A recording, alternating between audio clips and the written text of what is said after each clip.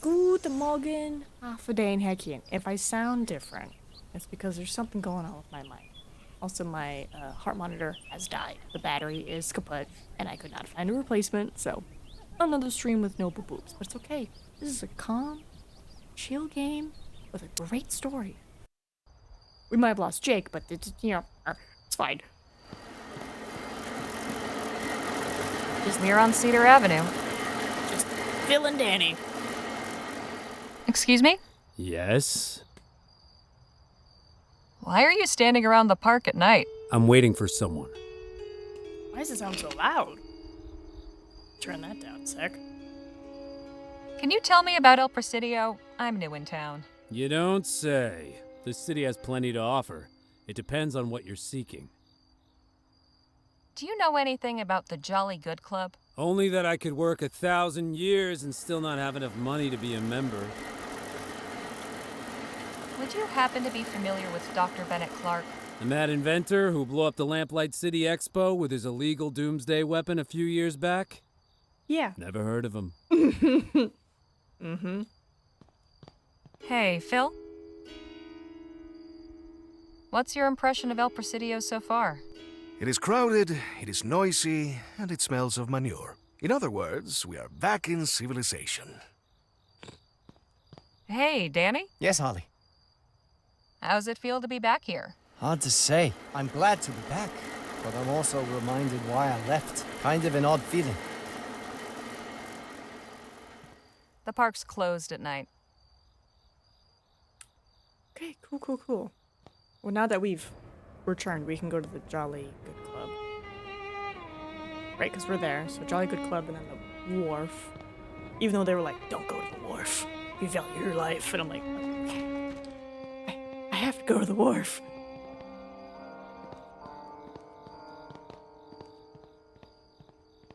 Solid oak for keeping people out. Okay. Knock, knock. May I help you? Good evening. I was hoping you could tell me if Dr. Bennett Clark was here. I'm afraid, madam, that I'm unable to provide information of that sort. Don't suppose I could come inside and look? Absolutely not. This is a members-only club.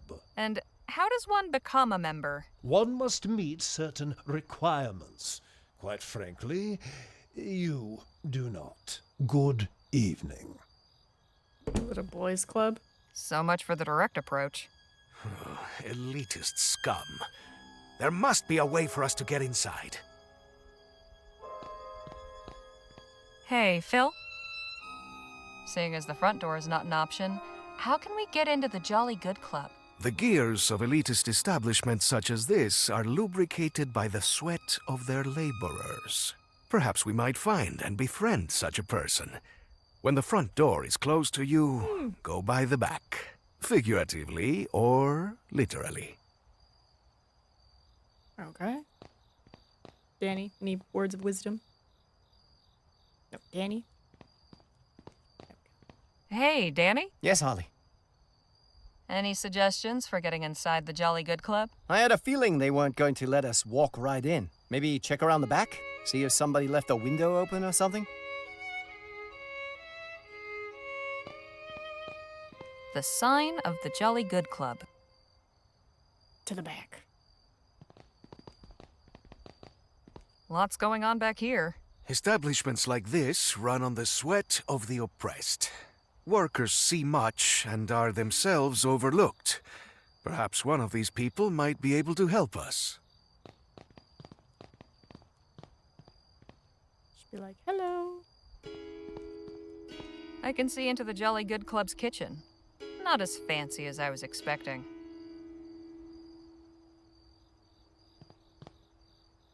Mostly discarded food and scraps.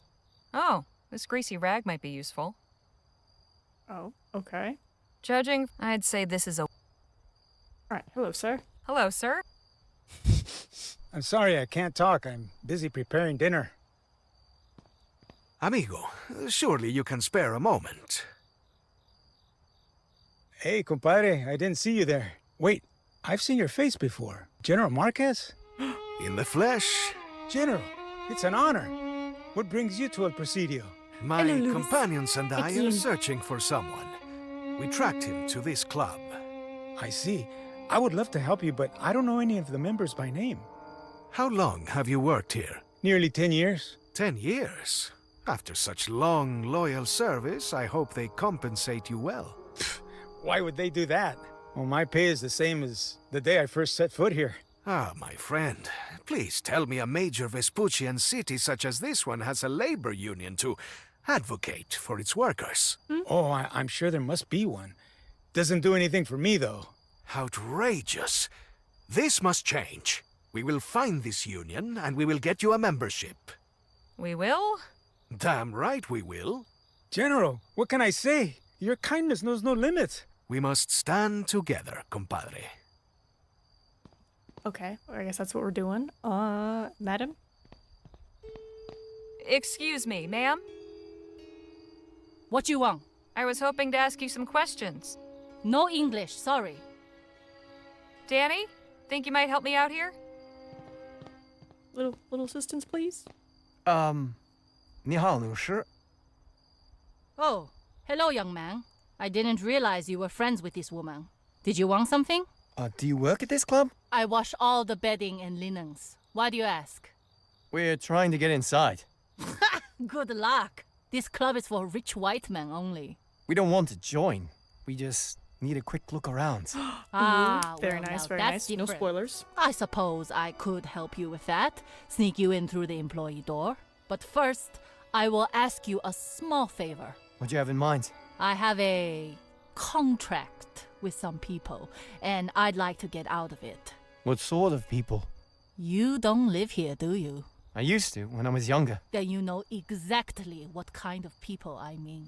Right. I'm not sure what we can do, but we could try. Who's your contract with? The Society of Open Arms. And what's your name? 美惠. Okay. I'll see what we can do. Thank you, young man. Good luck. Wait. Well, Hey, She can help us, but we need to do her a favor first. We need to get to Chinatown. Enebro Square Road between Finch and Gull. I'll explain everything on the way. Finch and Gull. Okay, Finch and Gull. it's a cart full of what appears to be linens and bedding. The sign says authorized personnel only. Can I? No. Okay. Excuse me, sir, are you all. Oh god, that smell! Sorry. I mean, Whatever the devil it is, I've got it bad. Save yourself and steer clear. can we help you in any way? Just leave me be. Okay. One more time. Something in Gull. Current in Gull. Hey, Yes, hon. remind me. Enebro Square Road between Finch and Gull. Finch and Gull. Okay. Finch and Gull. Well, we're on Gull Street already. So now we just gotta find Finch.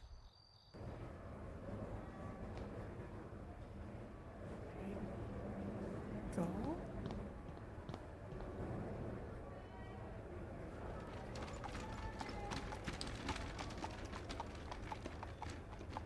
Gull. Nothing remarkable here. You're here. Looks like I found Chinatown. Nice. All right.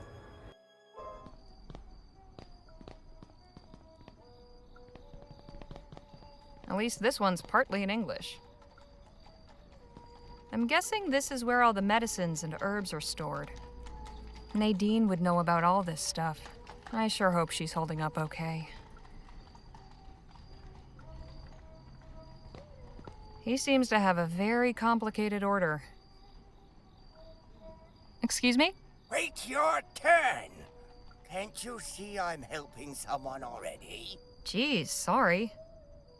My bad.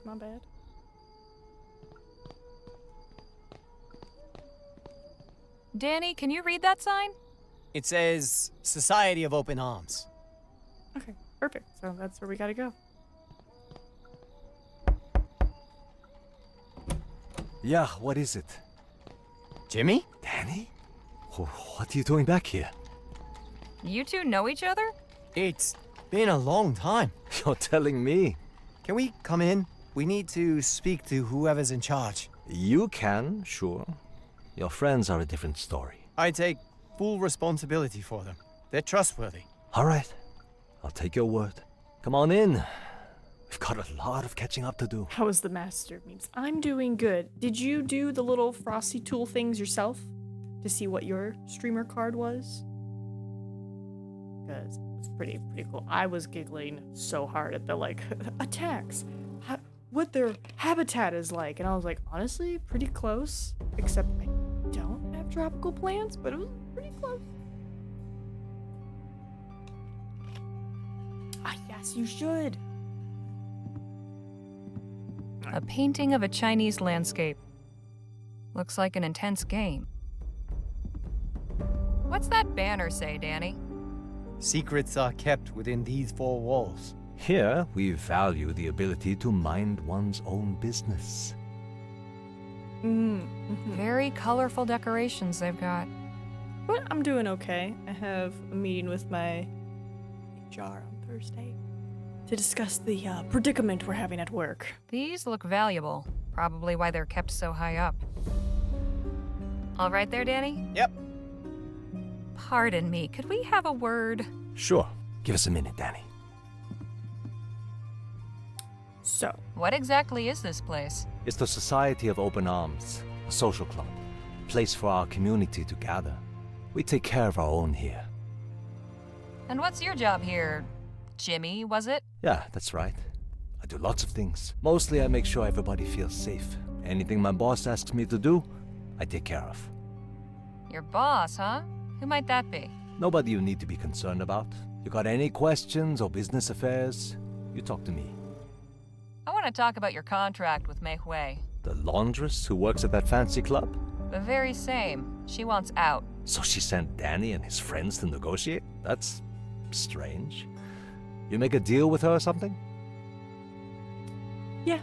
We're trying to get inside the Jolly Good Club. She told us she could sneak us in if we got her out of her contract. I see. Well, miracles do happen.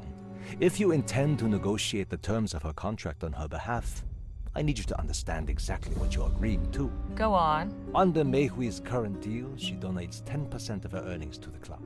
In exchange, she gets certain benefits. She's already requested to be released from her contract. Okay, we said. We're reasonable people. All we asked was that she make a simple delivery for us first. She refused. Now you're making the same request. Okay, but precious time has been wasted here. The price has gone up. Now it's 2 jobs. What kinds of jobs exactly? Both still simple. The delivery is one. But first, I need you to run another errand. I have this valuable timepiece, unfortunately damaged and in need of repair. Okay. Take care of that, then we can discuss the delivery. What happened to this watch? A little disagreement. Someone got upset and threw it against the door over there. It smashed open. I collected all the pieces I could. Where am I supposed to get this watch repaired? There's a pawn shop at the wharf. Lady who runs it fixes things too. Okay. I'm new in town. What's to know about El Presidio? Ask Danny. He'll tell you all you need to know. So how are you and Danny acquainted? We grew up together. Is that right? Yeah, we were like brothers. Used to play on this very street. Then he ran off with P.3 and some other guys. Thought I'd never see him again. It's good to know Danny got away from that crowd. I never much liked them. Well, All right.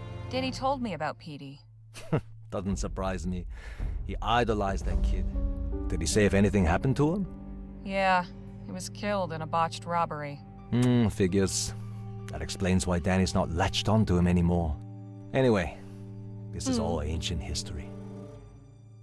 Are you aware of a labor union somewhere in town? That's not a question you want to be asking around here. Understand? Sure. Forget I said anything. Okay, thanks for answering my questions. My pleasure. all right, cool. So with that, we go to the wharf, which has the pawn shop and the labor union.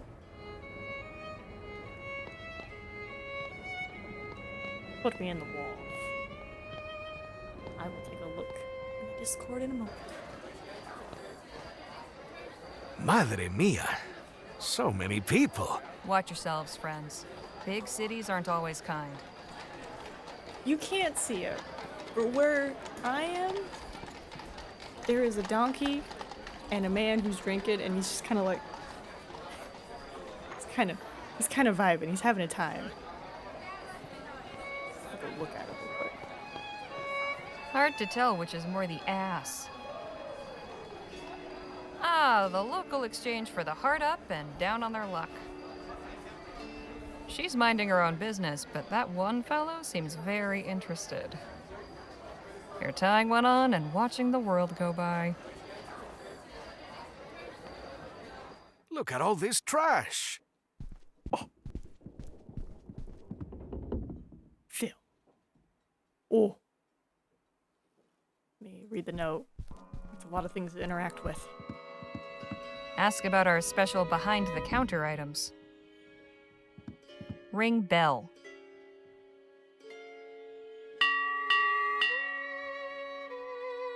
Yes, can I help you?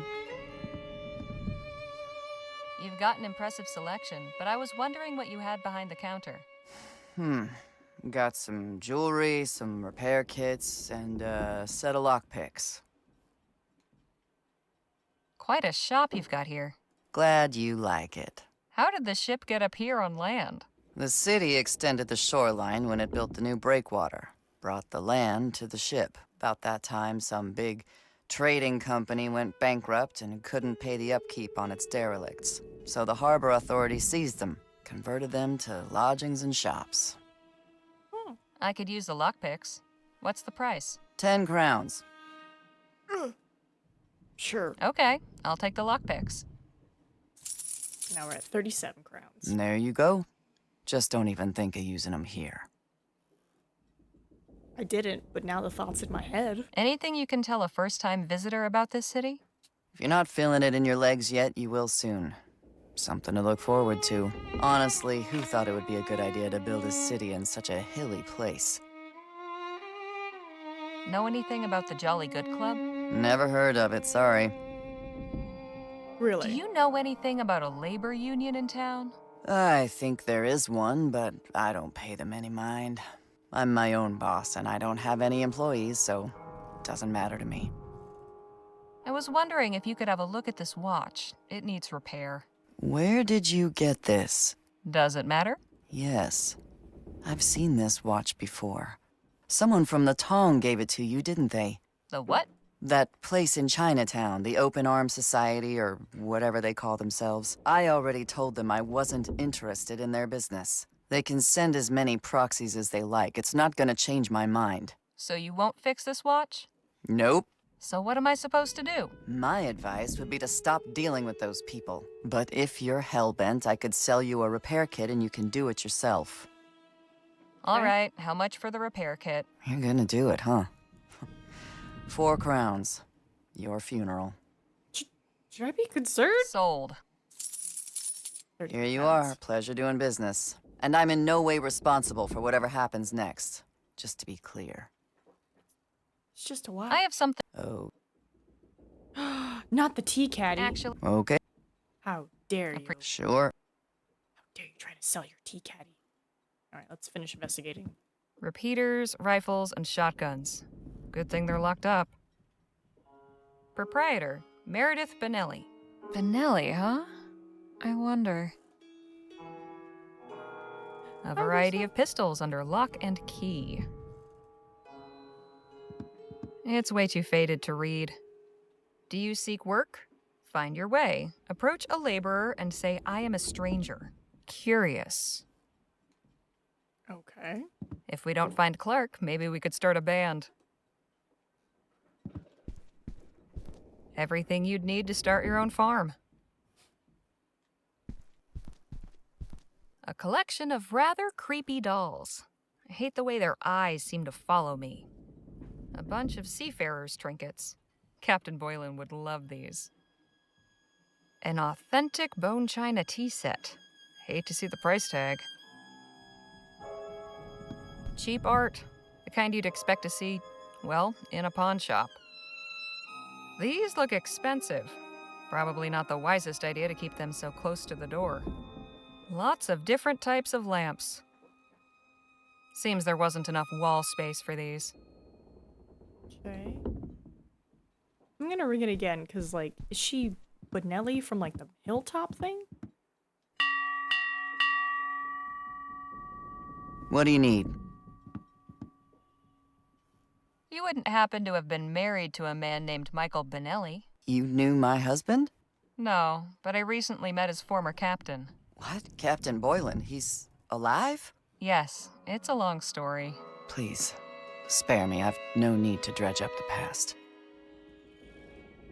Actually, Captain Boylan gave me a letter addressed to you. Did he now? Do you want it? I suppose I'll take it.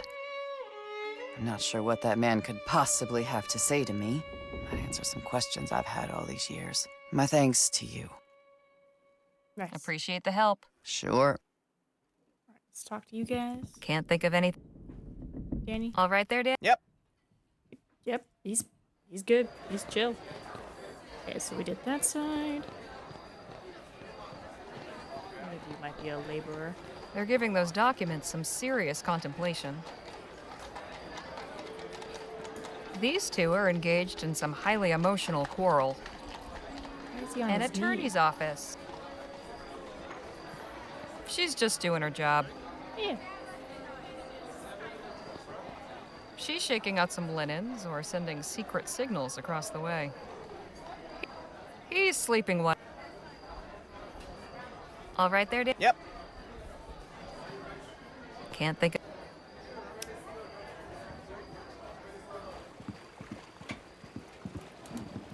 Approach a laborer and say, I am a stranger. This place has everything. Oranges, coconuts, lemons, pears. Some of these fruits I've never seen before. Good evening, sir. Evening. Get your fruit here. Pears and oranges, only 2 crowns. Lemons for 3. Coconuts for 5. Tell me what you're looking for. You get many customers at night? Oh, sure. You came from the central part of the wharf. I'm sure you saw how lively it is. Plenty of folk from the saloon come by, sucking on lemons and oranges before bed eases the hangover to come. That's what they say, anyway. Who am I to argue? What can you tell an out-of-towner about this city? Watch your step round here. Many's the time I've seen visitors lose their way in the fog and take a plunge into the bay. Do you know anything about the Jolly Good Club? Sure, I deal with them from time to time. Can't tell you much more beyond their fruit-buying habits, though. I'm trying to locate a labor union in town. Do you know anything about it? Depends who's asking. I am a stranger. A stranger should be assisted. Take this pamphlet. It'll help. Hey, there we go. Thanks. Would you happen to be familiar with Dr. Bennett Clark? The scientist? I've heard his name, but I don't know much about the man. I'll be off. If you need fruit, you know where to find me. I'm open all night. Time fruit man. You have begun the first steps on the path to unity and protection. To commence your initiation to the masters of the plow, you must locate another laborer. Give them the password, and they will ask for a sign. Perform the sign of identification. You'll be given instructions to find our meeting place. Rub the back of your left hand across your forehead. This signals that you earn your bread by the sweat of your brow. Oh. So I need to find another one. Okay, gonna... Oh. It's minigame time.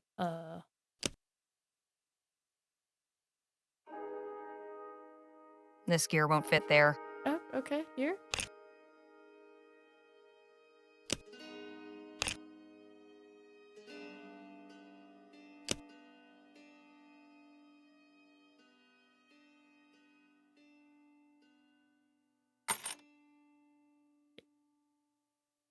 A large silver gear. Think this is the main gear controlling the mechanism. Is this right?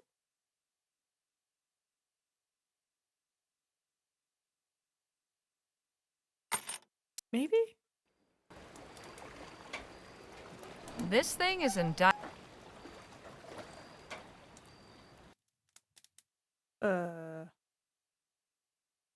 Okay. Right, because there's only 2 spots. This gear won't. Right, it says it doesn't fit.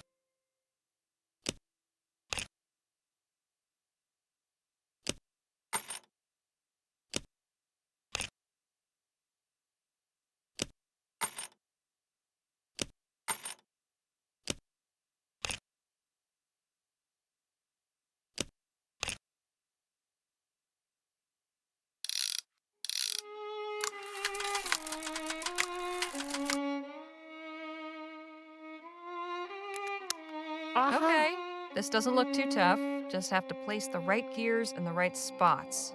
Okay. I was wondering, I was like, I'm definitely This gear won't fit. missing a step.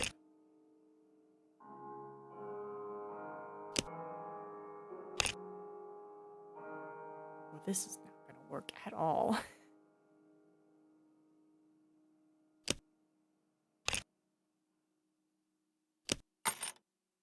Okay, hold on.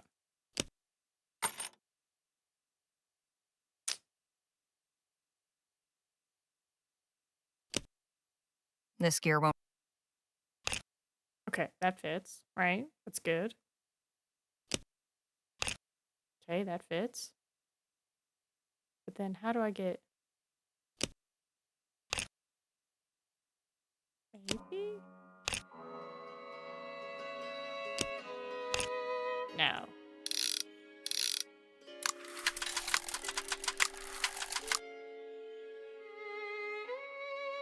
Maybe if I swap? This gear won't fit there. No. Okay, hold on. What if I put you here? But then you won't fit. This gear won't fit there. Dang it. This gear won't fit there. This gear. This gear. Right, your option is here or here. I feel like it should go here. But, let's see. Right, that's a no. That fits, but then I don't have anything connecting this. This is too small. Which is why I'm thinking this has to go here. But the next biggest one is this. This gear won't. It's like, it don't fit. Yeah, it doesn't fit. This gear won't fit.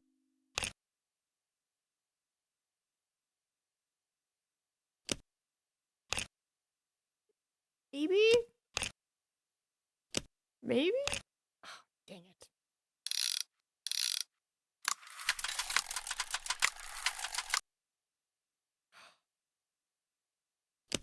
I'll be here for a minute. This puzzle has me. Right? This I feel confident about. That don't fit. That don't fit. This does fit. But this This gear won't. don't fit. This gear won't. That don't fit. That fits. This gear won't fit.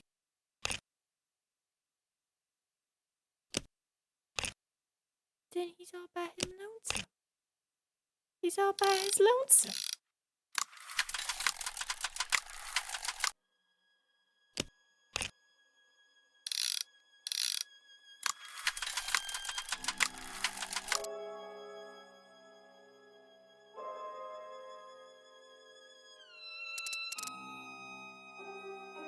Think this is the main gear controlling the mechanism.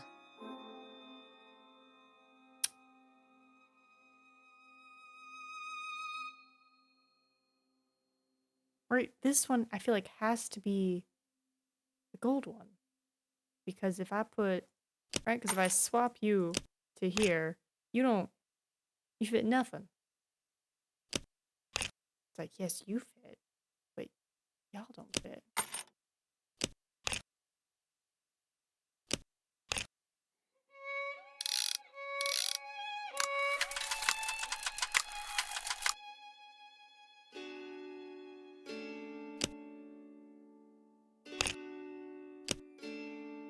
am I dumb?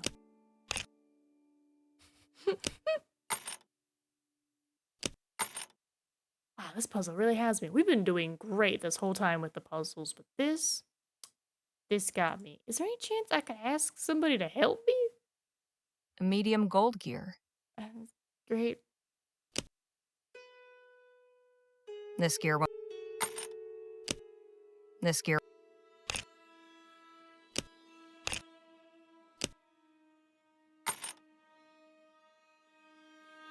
Right? This gear. Doesn't fit. This gear. Doesn't fit. You have 2 spots you fit.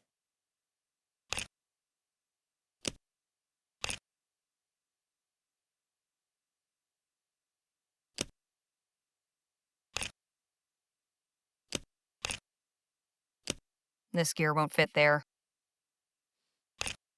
I don't know. I don't know. I'm gonna need help. Can you help? Not a bad-looking timepiece. Can you help, Danny? Jimmy gave you a watch? Not quite what I was expecting.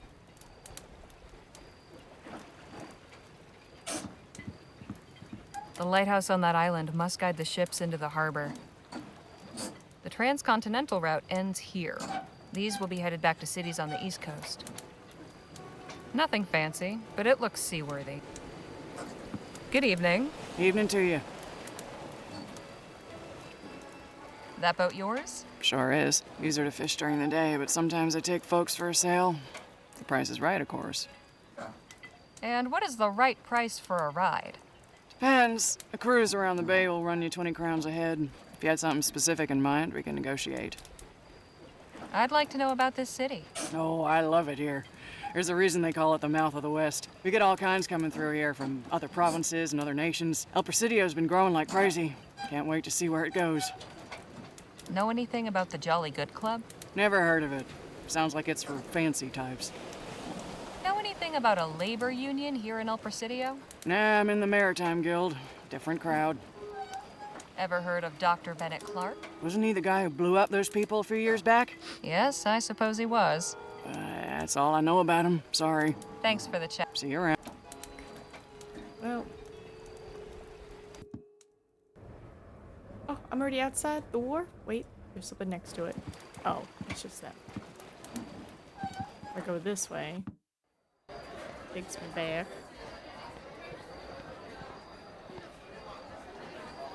Any chance I can ask her for assistance on this? Because I feel like I'm missing a piece, if anything. Am I missing a piece? What do you... Appreciate. Sure. Maybe if I do this. No. This. No. I mean, I have the This rag is soaked in grease. Why did I think it was a good idea to carry this around? I don't know. Is that a red banana? I've never seen a banana with a red peel before.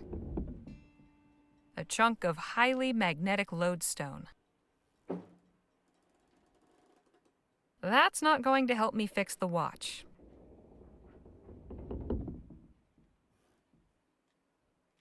That's not...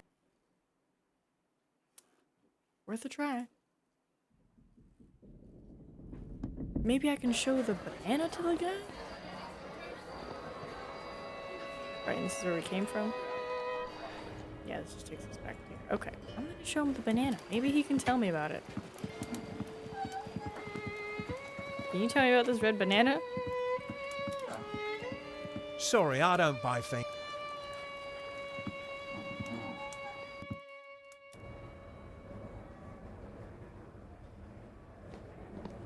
That's kind of all I had.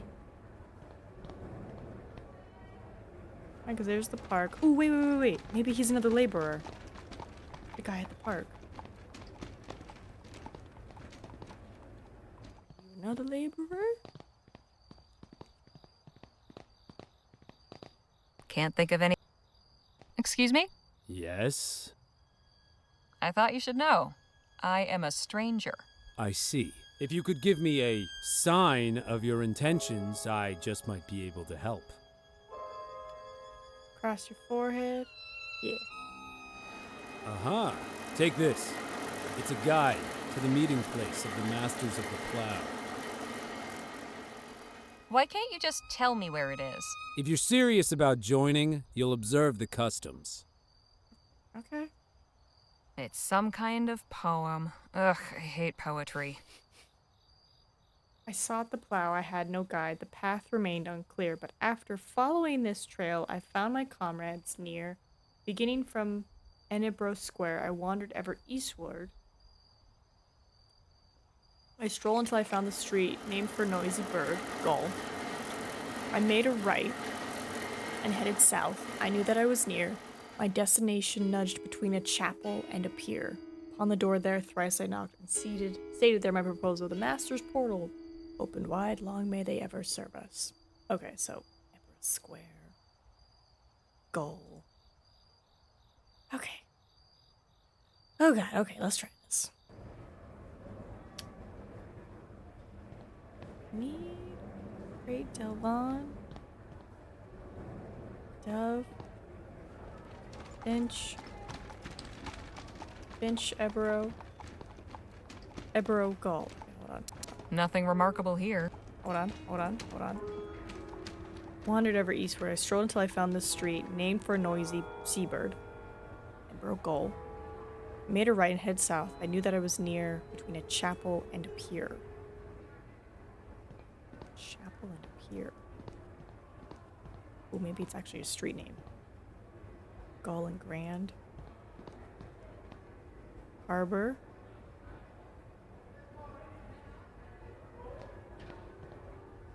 Harbor Hare. The other way. Harbor Finch.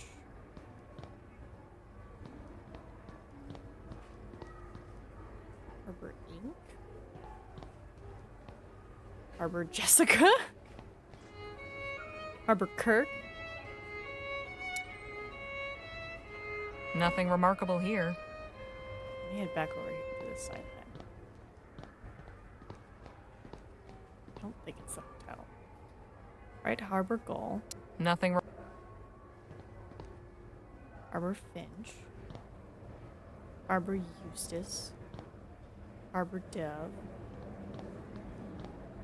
Harbor Crate. Nothing remarkable here.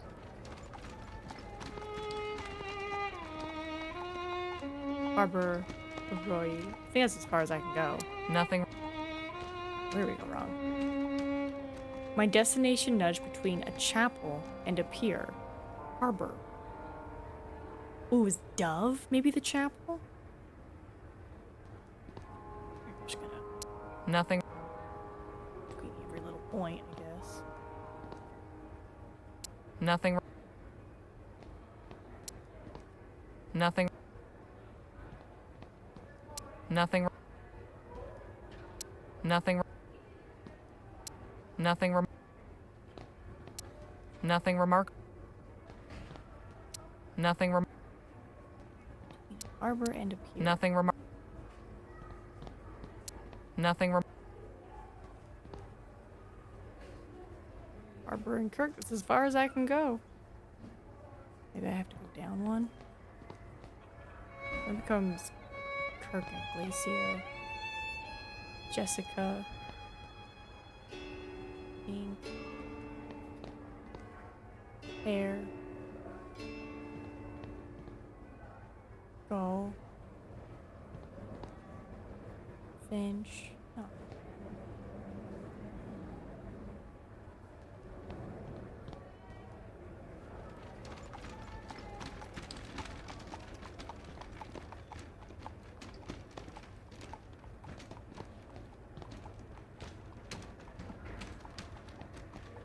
Between a harbor and a chapel. Or a pier and a chapel. Right, that's Glacia Finch. That's Finch and Harbor. So we go this way. This is... I don't know, is it the hotel? No, I'll talk. Good evening. Hello?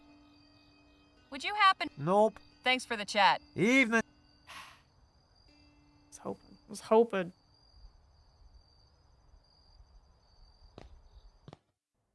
Between a harbor and a pier. Well, I keep saying harbor, but it says between a chapel and a pier. I made a right, headed south.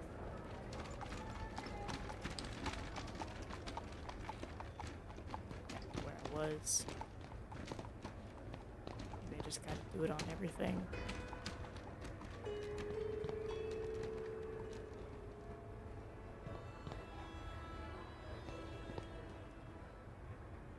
Right, Gull and Bro Square. Nothing. Right, because it's like I made a right. Is it up here? No. Maybe? I don't know.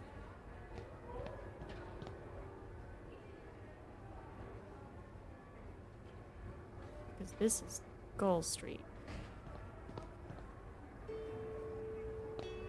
Nothing. I don't know. I'm gonna try it. Closest thing I found was that harbor Nothing. place.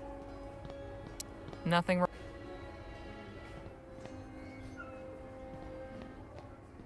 Take go. Nothing remarkable.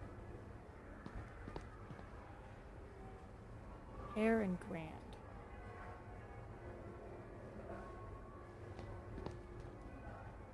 Grand and Gull. Nothing.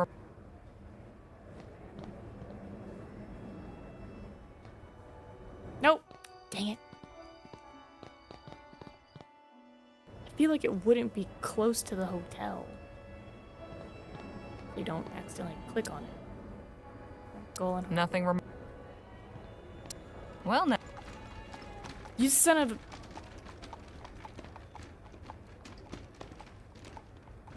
So, Gull Harbor, and then what's down here? Gull Iglesia. How is that between a chapel and a pier? We found it. That's all that matters. Shaw's 10. That's all that matters. We found it. A slew of advertisements plastered on the wall. Right, 3 times?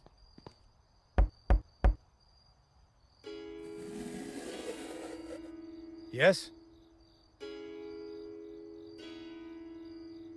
Good evening. I wish to work. I see. Do your associates also wish to work? They do. You may enter. Thank you. Not the boy. He can wait outside. Why? Their kind look after their own. Do you want in or not? I'll just wait for Oh. you out here, I guess. You're sure? I'll be fine. Go on. Okay, Danny. Okay, we're ready. The masters of the plow welcome you. I'm glad you've come to us. I am the master workman. Who are you? I'm Harley Leger, and this is Phil Marquez. Henceforth known as initiates. You must undergo a simple ceremony before being inducted into our union. What kind of ceremony? We will ask you a few questions, and you must answer. Everything you need to prepare is found in this vestibule. Simply pass through this door when you are ready. Okay, I'm noticing some I suppose we should have a look around then. hand symbols. What is going on? I don't look nervous, do I? Not really. Are you? Maybe a little. Mm-hmm. Okay, so just read the book. Esteemed comrades, I wish to labor, you wish to labor. Every honest man and woman of nobility and worth wishes to pass the vigorous years of life engaged in earnest, holy labor upon this good green earth to yield the fruits of toil that sustain us all. Against those selfish idlers and hoarders of capital who would throw a yoke over our necks and ride freely upon our backs, we assert the unassailable dignity of labor and our just title to the blessings of life and the bounty of our industry. We are masters of the plow, each sovereign supreme of the furrows we till. We command our implements and direct their course for the betterment of all. Together we are as one, united in action and purpose. Fructus laboris pro populo. August Plowmaster Simon Collier, founder. Secret signs of the order. By these signs, the plowmasters may know one another and communicate wordlessly in the presence of the uninitiated. The inspired sage, perceiving the truth in his mind and accepting it in his heart, gives the sign of intelligence. The index finger points to wisdom. The fists clasp it closed and resolved. I understand. I need to write notes. Okay. Get on my board. That's note time. Okay. So I understand is pretty much somebody pointing to their head and somebody holding arm. Right. Point head. Fist clasps it closed. Closed fist. Alright. The humble pilgrim resolved to wash away the grim. I'm gonna put sage next to this as well. Sage. What is this? I will do. Wire. This is the pilgrim. Helps. Wash away the grime. Purifies his hands in the sight of crit. The hard fist is strength. The soft palm, care. Solve to wash away the grime of petty grievances, purifies his hands in the sign of cleansing. The hard fist is strength, the soft palm care.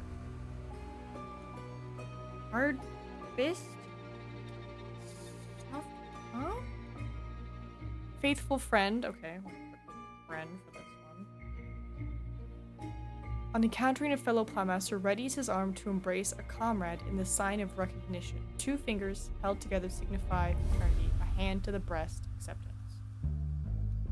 So, held together, okay, held together. So kind of like doing Boy Scout vibes.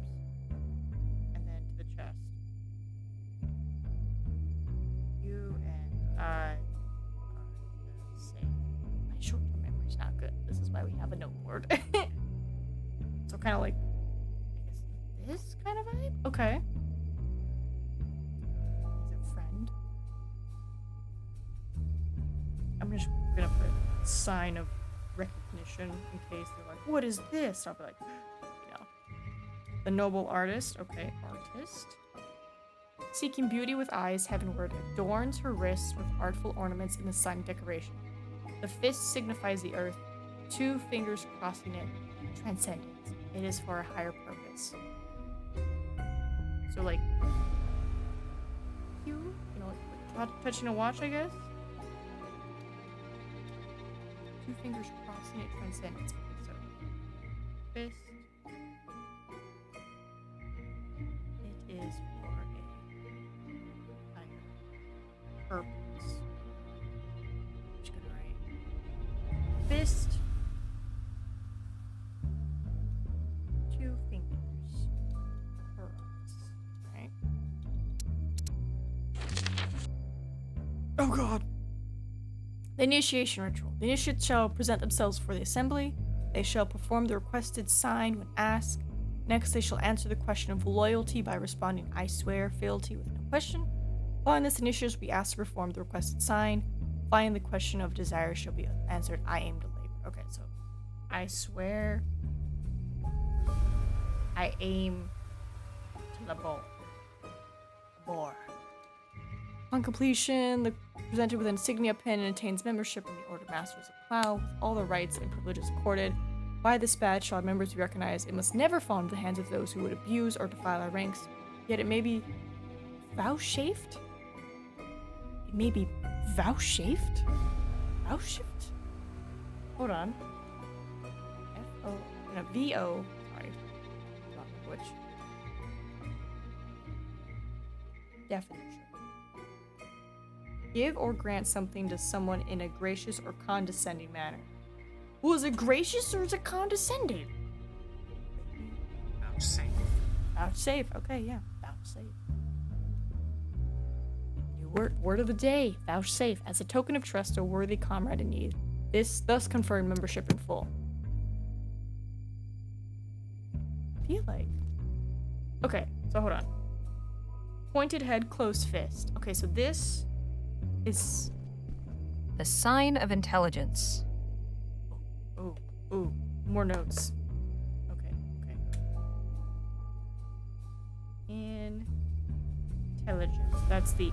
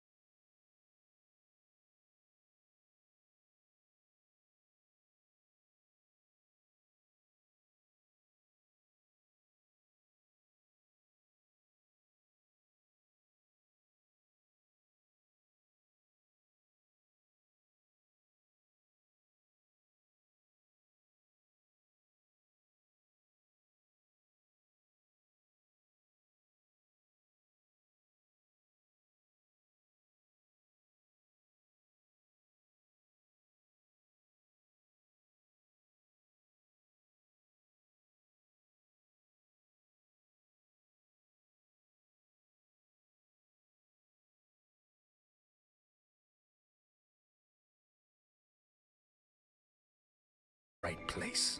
On behalf of the toiling millions of Earth, I welcome you to this order, pledged to the service of humanity. Approach the podium. Here are your pins. Thank Good you, to have. Master Workman. Our next meeting is tomorrow evening. For now, leave us and enjoy the night. Tomorrow, a new day dawns for you both. Huh? Perform the Well, labor unit how did it initiation go? correctly We on your made it first in. try. Let us get back to the club and give our cook friend the good news. Well, hold on. I also want to... An official membership pin for the local labor union, the Masters of the Plow. This... Not the best quality lockpicks, but they'll do in a pinch.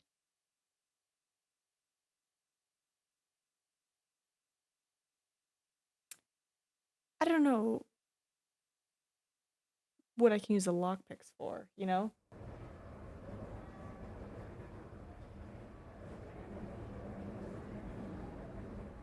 Hold on. Checking something. Gangalandras. Okay, under contract. Uh-huh. Examine. Oh. Oh! I am missing something. We are missing a gear. That's why it's not working.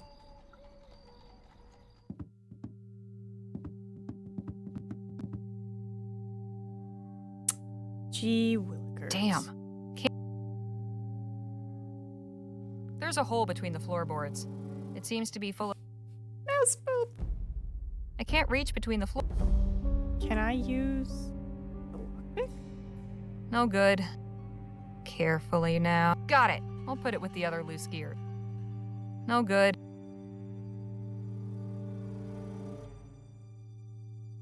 No good. No good. Dang it. Alright, well, at least we got this. Finally.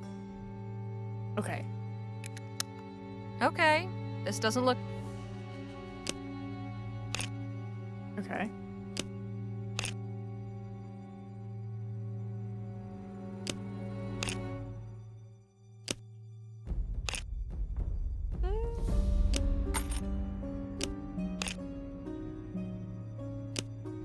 This gear won't fit there.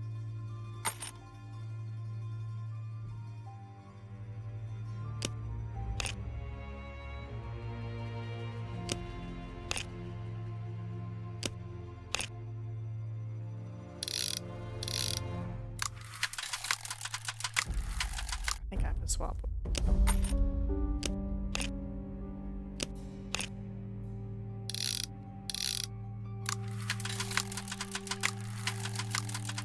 Ha! It works. Nice. Alright. Okay, let's give you your watch back. I got your watch fixed. Good job. Wait here a minute. Feeling back at home yet? More than I'd like to, frankly. Here you are. Deliver this to the building at Gull Street between Harbor and Iglesia. Do not open this box under any circumstances. Understand? Yes, sir. Come back here once you've finished. And remember, time is of the essence. Don't dawdle. Harbor and Iglesia. Hardly. I do not wish to alarm you, but I am rather certain that the box you are carrying contains a bomb. What? What gives you that idea? The watch, the secrecy, the caution not to open it. Danny, is Phil onto something? I think he might be. So what do we do? Well, I could attempt to disarm the bomb. Okay. All right, but be careful. I always am.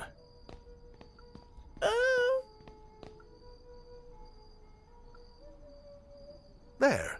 Fácil. Oh. Now we will not have innocent blood on our hands.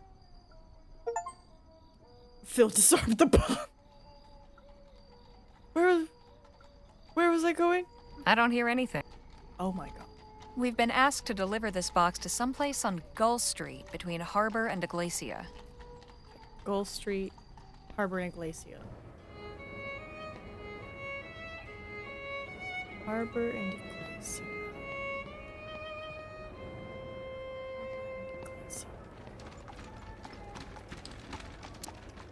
Nothing. Harbor Air. Harbor Inc. Kirk? No, Jessica, and then it's Kirk. This side. Gull. Harbor Finch. Harbor Eustace.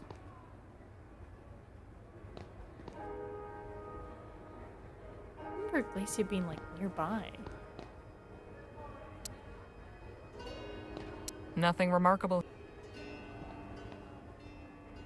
Okay, well this is Harbor. This is Harbor. Nothing. Gull.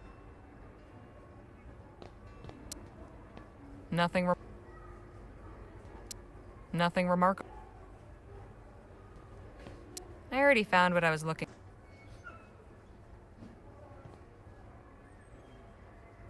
Alright, this is Harbor Gull. This is Gull Iglesia.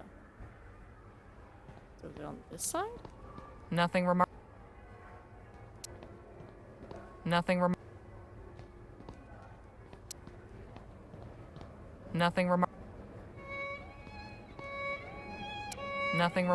I don't live in a city, apparently, with streets like this. Nothing. So I don't know what you mean in between, apparently. What? We've been asked to deliver this box to someplace on Gull Street between Harbor and Iglesia. Okay, so it's on Gull Street that I'm going to.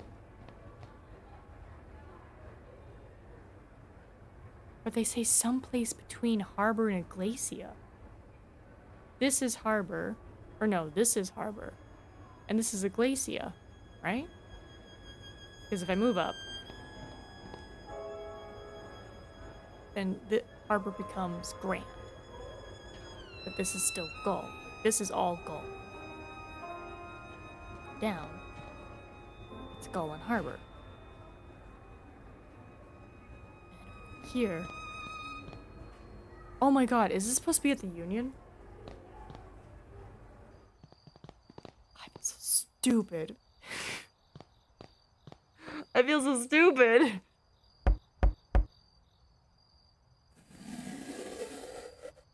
Yes? Special delivery. I've brought you a package. Who sent it? No return address. We're just the messengers. Odd. Leave it on top of the crate to your left. Okay. That's that, I guess. That was a lot easier than I was expecting. Won't hear me complaining. Oh my goodness. I'm over here like, where? Where is this place? And it's like, Nina, it's the Union. It's like, ah. I feel so silly. Hey, man. Pardon me. Sure, give us a minute. So I delivered the package. We delivered the package. Excellent. Maybe now those smug Union bastards will learn their lesson. Here, take this to Mei Hui.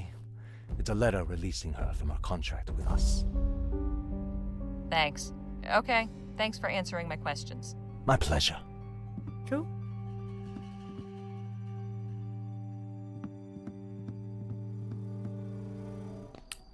Why no achievement for Wei? Maybe I have to give her the contract and then it's like, ah, you have done the thing. Or the contract. And then we'll give the chef his pin. Here you go.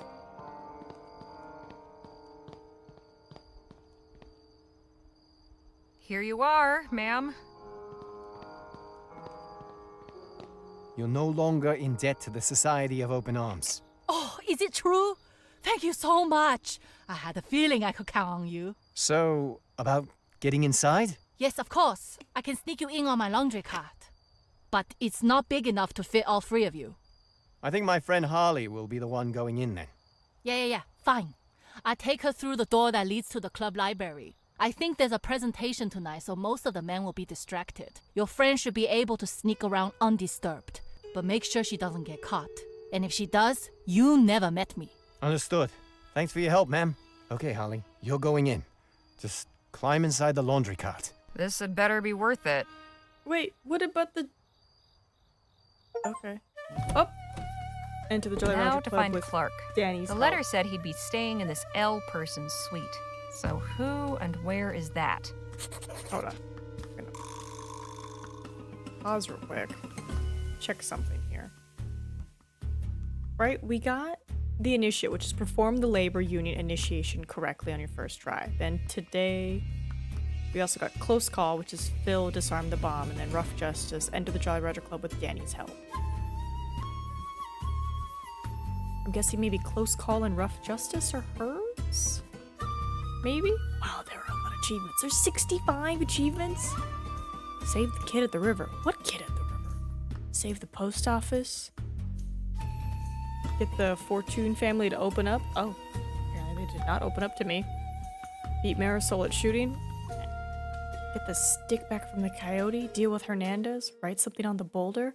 Oh, was I supposed to write something? Oh, saved Cormac. That's the guy I didn't catch in time. Pick Jake's plan for the wagon raid. Danny helped get rid of the guard. Convince Jem to give up his criminal ways. Beat Marisol at shooting on your first try. Catch all the fish. Good, caught fish? So many questions. Wow, there's a lot. teetotaler, just say no. Successfully attacked 5 fossils. Drugged the wildcat. What kind of journey can you have on this thing? Shoot all the pheasants. Earn 200 crowns or more in one playthrough. Wow. Pick every lock in the game in a single playthrough. Okay, well. You can play this multiple times and you'll get some different ways to handle things. Dear God. Volumes and volumes of books. Nothing particularly noteworthy, though. A stuffed bird. The plaque says it's called a dodo. How odd. Various pharaotypes of rich people enjoying themselves. Suppose they need to prove how happy they are. This puts Sheriff Gamble's... I wonder if these could actually be used in combat. Somebody named L. There's various exhibits in these cases. Mostly old coins and trinkets brought back from who knows where. A nondescript lamp. A painting of a cafe. A pharaotype showing a bunch of men outside the club. I imagine most of the folks in here are great admirers of Mr. Atwood. After all, there's various exhibits in these cases. Mostly old coins and trinkets brought back from who knows where.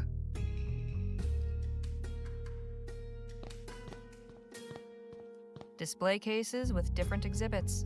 Haven't got time or inclination to study them. Excuse me. I wonder how long it would take to read every one of these books, and if any of them are worth it. There's a plaque above all those portraits that says In Memoriam. Seems these are former club members. It's a list of... Ooh. Good standing. L.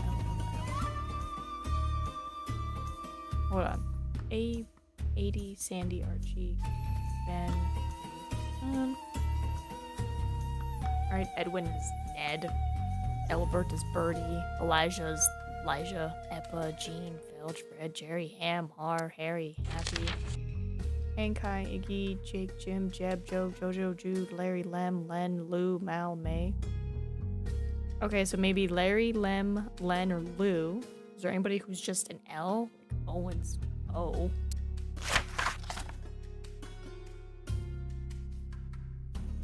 No? Okay. Question out my notes. Okay. So, who are my L's? We have Larry, who is a banker. We have Lem, who is a professor. We have Len, MP. And we have Lou, who is a sergeant. Larry, Lem, Len, Lou. Banker, professor, MP, sergeant. This letter? February 12th, 1850. Dr. Clark, I hope this letter finds you well. Upon hearing news of the reactionary and ignorant ban our leaders have seen fit to impose, my thoughts went to you and your thankless labors in the wilderness. When they hounded you out after the expo, and I wouldn't be surprised if Leroy's cronies sabotaged your display to discredit you, you were undaunted. After enduring such a trying year, I know how much building that lab out there meant to you. A turning point in your fortunes, or so it seemed. Yet I am sure you will persevere once more. One day when rationality again prevails in the halls of government and this silly thing is lifted, I hope to take you up on your offer of a tour. If you've returned to the bosom of civilization by then, all the better. With warm regards, Dr. Roderick Nethersole. P.S. How you managed to rig a TT-180 console to control... Not this letter. February 9th, 1850. Clark, I have a business proposal. Relinquish that dusty laboratory in the middle of nowhere. Come to El Presidio. You may stay in my suite at the Jolly Good Club. My Orem Star membership and military rank afford me certain privileges. You will be furnished with the comforts owing to a man of your intellect and accomplishments. It's signed L. P.S. You needn't have any concern for... Military rank. Military rank.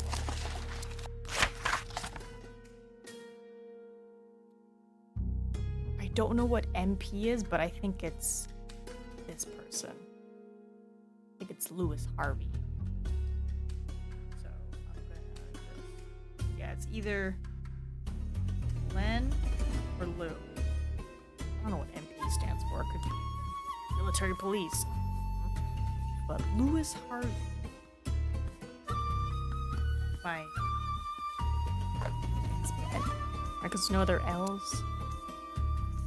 Ooh, unless it's by last names. Oh, my last names. Hold on.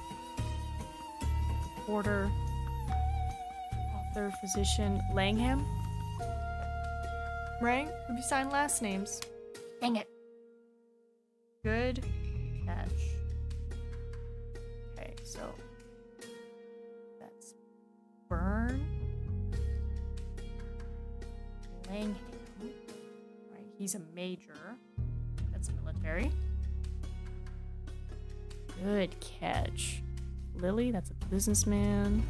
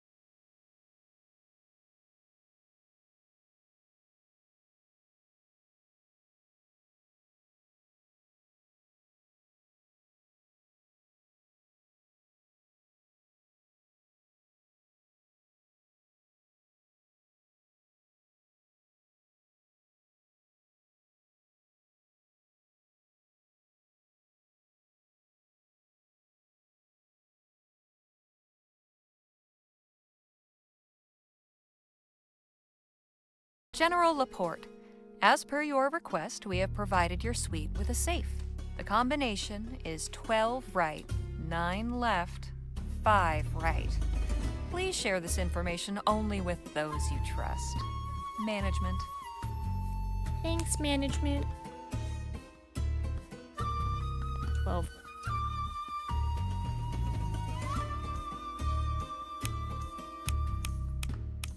Right, 9 left, 5 right.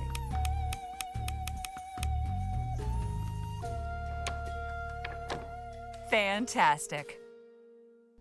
All right, let's see what we've got here. Some kind of wooden card? Better hang on to it. And another journal, but not Clark's. Uh-oh, sounds like the presentation's wrapping up. I'd better make myself scarce. Don't get caught. Don't get caught. Don't get caught.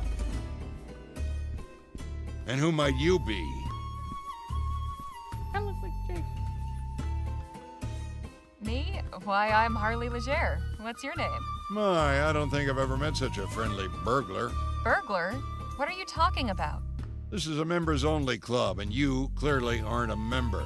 Therefore, I can only assume that you must have broken in. Your intent was to steal something, I suppose? I just came in here looking for someone. Oh, looking for whom? Well, it's not you, so really, why should it matter? You're quite clever. Very well, you can go. Let it not be said that General Laporte can't be merciful. But if I ever see you in here again, I won't be so lenient. Understood? Yes, sir. Bye, Laporte. Well, did you find him? I think so, but let's get out of here. Yeah, quickly, please. Now, let's see what's in this diary I found. The soldier is not a political animal. His sole concern is to determine how to achieve the objectives he has been given with all the resources he can muster. The motives behind the order, the whys and wherefores are not his to question. That is politics, and it is for politicians. But a soldier is also a private citizen of his republic. He is endowed with a vote and a voice and may, indeed must, use all his faculties of discernment and discretion in the exercise thereof. My cursive. As a citizen, he may be rightfully interested in national affairs and moved to do all that is within his power to deflect a march toward ruin. Any less would be a dereliction of his patriotic duty. English is also not our first language, but we're trying. I write this not as a soldier, but as a concerned citizen. Indulging the basest, latest, lastest, lasist, indulging the something populist fears. I feel like it's latest, but I feel like there's a T missing. Lassist populist fears. The Roy is pursuing a laborate agenda of anti-tech appeasement that will shackle the productive capabilities of this country for generations. The inevitable result will be in economic depression and want of military readiness that will put us at the mercy of our enemies and render us a permanently dependent, withered, and diseased appendage of the crown. Steam tech and its even more potent successor, Erythricity, are the engines that will power our prosperity and military might. If we do not pursue these technologies with all the robustness, we may be assured that others will. Okay, so he's just talking about stuff and how the government's not pursuing a power source, and because they're not pursuing it, they're going to be bad. Needs an etheric project of her own, not subject to the whims of politics or commerce, and Dr. Clark is just the man to carry it through. So he recruits Dr. Clark to do the thing. Out of the way, posted up to the rail. Village of indigenous people who might be kept in a state of sufficient aggravation and agitation to render the fort an indispensable bulwark against them, as none may dispute that certain campaigns of suppression emanating from Fort Beaumont must therefore be waged. A fivefold increase in its annual allotment of material to fund such operations will provoke no complaint. However, I cannot work with Captain Mayhew. He is principled and proud and will not be susceptible to the usual inducements. A tour patrolling the Laurentian border will provide him ample opportunity for the honorable and distinguished service he craves, far from here. For replacement, there is a Clayton Creek. Certain Lieutenant Stokes, presently facing summary court-martial on charges of disorderly conduct and public drunkenness, after causing the death of a local in some dispute over a woman of low virtue. Aha, so he puts Stoke in place. First cup of water given to a man rescued from a shipwreck at sea tastes as sweet as the finest wine. How much sweeter than the finest wine would be accompanied by steak and lobster, followed by quantity of port and good cigars. Dr. Clark has accepted the hospitality of my club and given ear to my entreaties. I have impressed upon him the need for utmost discretion. In return, he'll be at liberty to continue his research here, sheltered from disturbance and wholly provided for in the small sea town. It's an offer that no man in his position could possibly refuse. All has been arranged on Gannett Island. Okay, so that's where he is. Progress. Cool. Gannett Island. Clark's not at the club anymore, but I found out who invited him to El Presidio, an army general named Laporte. He's got Clark on Gannett Island working on some secret operation called Project Rosewater. Project Rosewater? No idea what it is, but it's the whole reason Laporte brought Clark here. Wait a minute. Remember those crates on the army supply wagon? The ones marked Rosewater? They weren't going to the town of Rosewater. I bet they were coming here for Project Rosewater. Of course. Fort Beaumont was just a waypoint. It sure seemed like a lot of stuff for one little outpost in the middle of nowhere. So, the night deliveries, the Aurum bars. Something big is going on here. We need to have a talk with Shaw.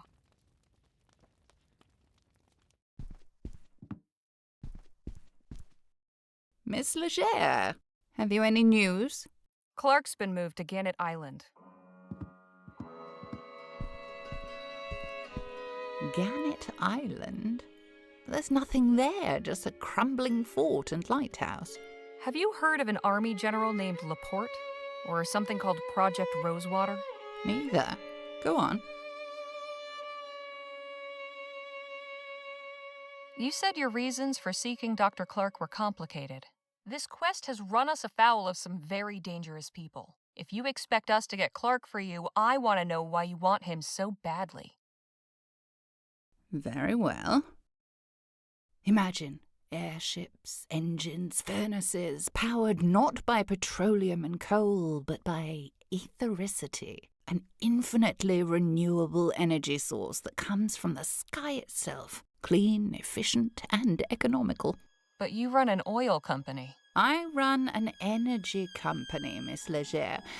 Energy takes many forms. With Dr. Clark in my employ, we can lay the groundwork now for a pivot from oil to ethericity. Once the benefits become apparent, the market will clamour for clean, safe, etheric energy. And only one company will be equipped to meet that demand on day one. Mine. What about the ban?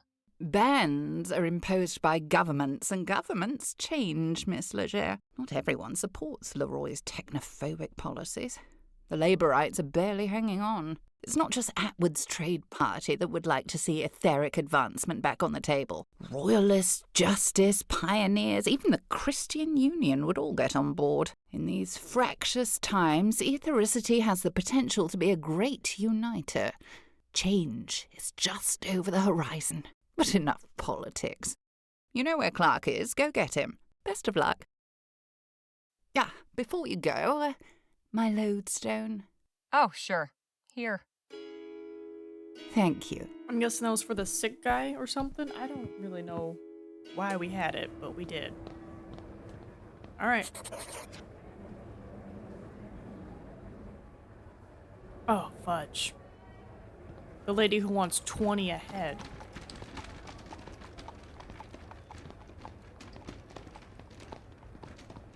So, I only have enough for one person. Good evening. How much to go to Gannett Island? Oh, hell. There's no amount of money could get me to set foot on that island. Why not? It's cursed. Haunted by demonic spirits. Come on, really? I've seen them with my own eyes. Horrid specters floating around the place, ready to kill anyone who gets too close. When they're out dancing in the sky at night, you can feel their evil influence in the air, too. Hot shivers going down the back of your neck. If you know what's good for you. You'll get any idea going out there out of your head.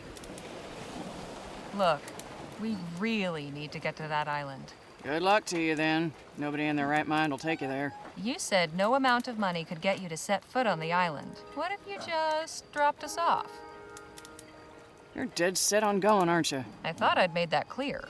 All right. If you have such disregard for your life, there's nothing I can do about it. But I won't take you there for any less than 60 crowns. Damn. Bet that's made you change your mind, eh? Not quite. We'll come back when we've got the money. Thanks for the chat. Have a good night. See you around. I'm gonna have to sell it. I don't want to sell it.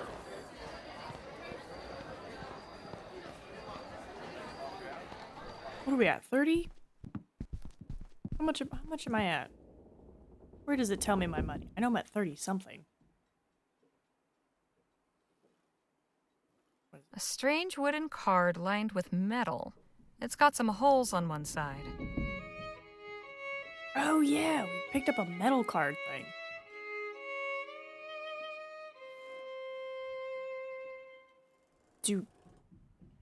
Do I use the metal card to get the coin out in the Chinatown place? What do you need? Do you know a way to get to Gannett Island? Only way to get there is by boat. Lucky for you, plenty of folks around here with boats. How willing they'll be to take you, that's another story. I have some... Oh. I have this tea caddy. How much would you say it's worth? That is a rather nice piece. I can pay you 16 crowns for it. You've got a deal. Appreciate the help. Sure. I'm at 49. Hey, Phil? I can't understand why the labor union operates under such secrecy. They are doing noble work, fighting for the rights and dignity of workers. For this, there are many powerful people who would like to infiltrate and destroy them violently. Such complex precautions are a lamentable necessity. How are we supposed to pay for that boat ride? She's asking so much. For quick cash, there is always the pawn shop. I am sure my guitar would fetch a good price. You wouldn't mind selling it? It would not be my first choice, but I am prepared to do my part. Okay, I'm at 49, and we need 60, so that's 11. It would have to be worth 11.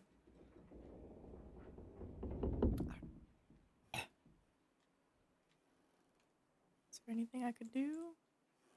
Can I show this to any of my... What an odd card.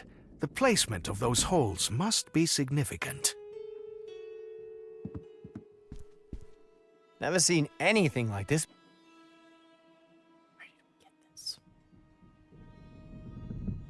Where did I get this card? I don't remember.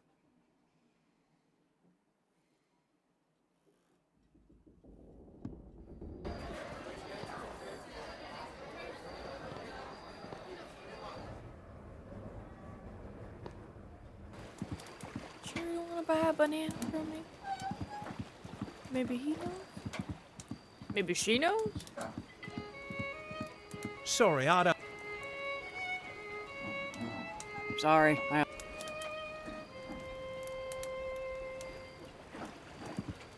Sorry, I... Sorry. I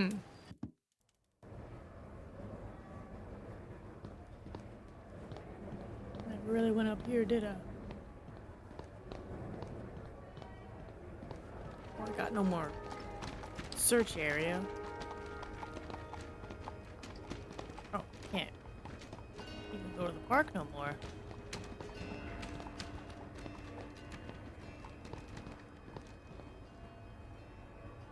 I can go hotel. I have to sell? Oh, I was gonna see if I could go back to Chinatown and... Man. Okay. What's the other option? If not a guitar.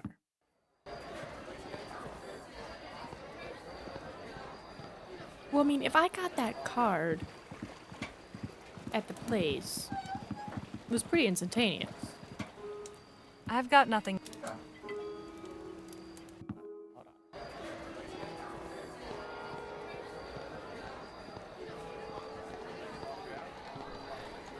It's for whatever's on the island.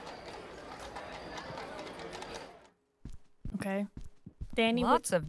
What do you have? Hey. Yes, Holly. Any ideas for something we might pawn to raise money for the boat hire? My pistols are valuable. We might get... You'd really be. There's no other... No, not the pistols. Can't think of anything to ask. Ask about our.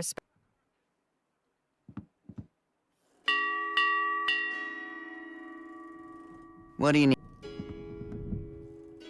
I have something. Okay. My friend would like to sell his guitar. Let's have a look at it.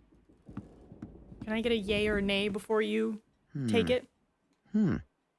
Yes, this is in good condition. I'll gladly buy it off you. I can do 80 crowns. That'll do. Jeez. Well, now we're at 129. Thanks for your business. Appreciate. Sure. Pawn one of your companions' belongings. Desperate times. Oh! Can I buy it back? There's no way. I need the money. Well, hold on. No, if it's 80, then she would take 80. Damn it. We did it. Good job. Nothing fancy. Nothing. Good evening. Here. You drive a hard bargain, but we're not giving up. Here's the money.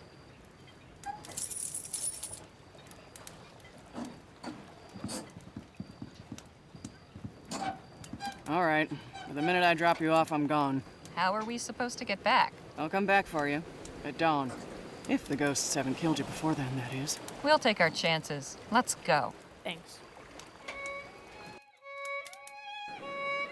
Owing to the island's reputation as the accursed haunt of assorted malignant spooks and spirits, it has cost us a comely copper to induce one of the credulous locals to transport us here. I do have to admit that this place presents a rather eerie aspect. It's easy enough to imagine ghosts drifting along the ramparts of the ruined fort, or floating among the after images of the lighthouse beam. But there's only one ghost I'm interested in finding here. Remember, I'll be back at sunrise. Then I'm heading home whether you're on my boat or not. Thanks. Uy, que mareo. I am glad to be back on solid ground. Look, there's smoke coming from the chimney of that cabin. I guess this island isn't all that abandoned. Stay alert.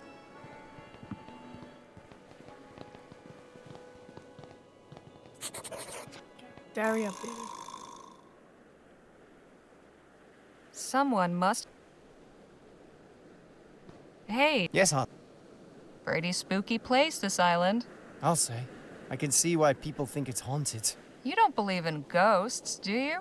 I don't know, but we should be careful. Make sure you don't whistle or anything, okay? What? Why not? Just trust me. Flashback to KCD2. Hey, Phil? This is one spooky island. Do not be afraid. We have dealt with far worse than some fog. Unlike that boat woman, I do not believe in ghosts. Nor do you, I suspect. Bet this fort was impressive in its day.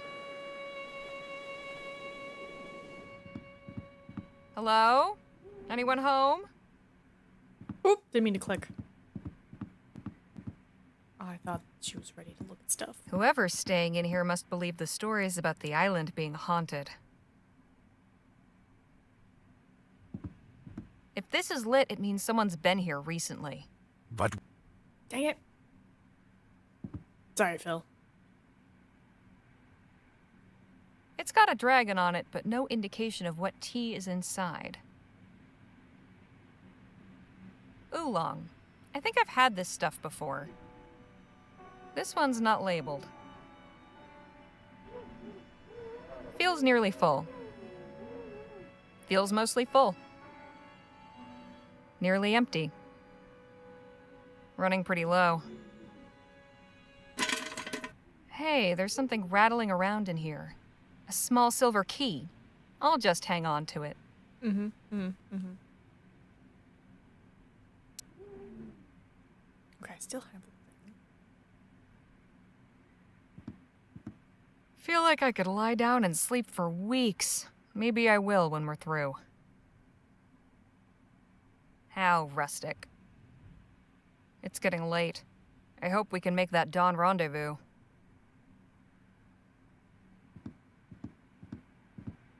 All things considered, I could be looking a lot worse.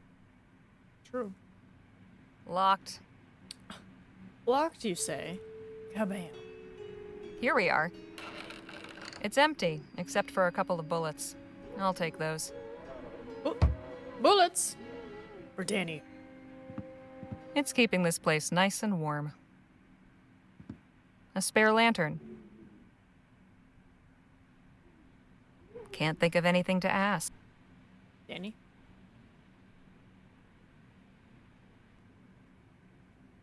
All right there, Danny? Yep. Don't want to give the bullets to Danny? Want some bullets? Sure, thanks. Yeah, I was like, give him the bullets already. Alright, that's everything in this cabin. Let's head to the port.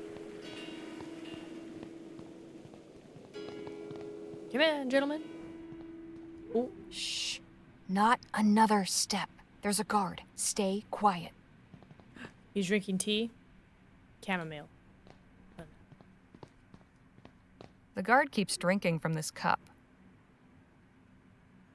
Looks like we found the island's inhabitant. What exactly is he guarding?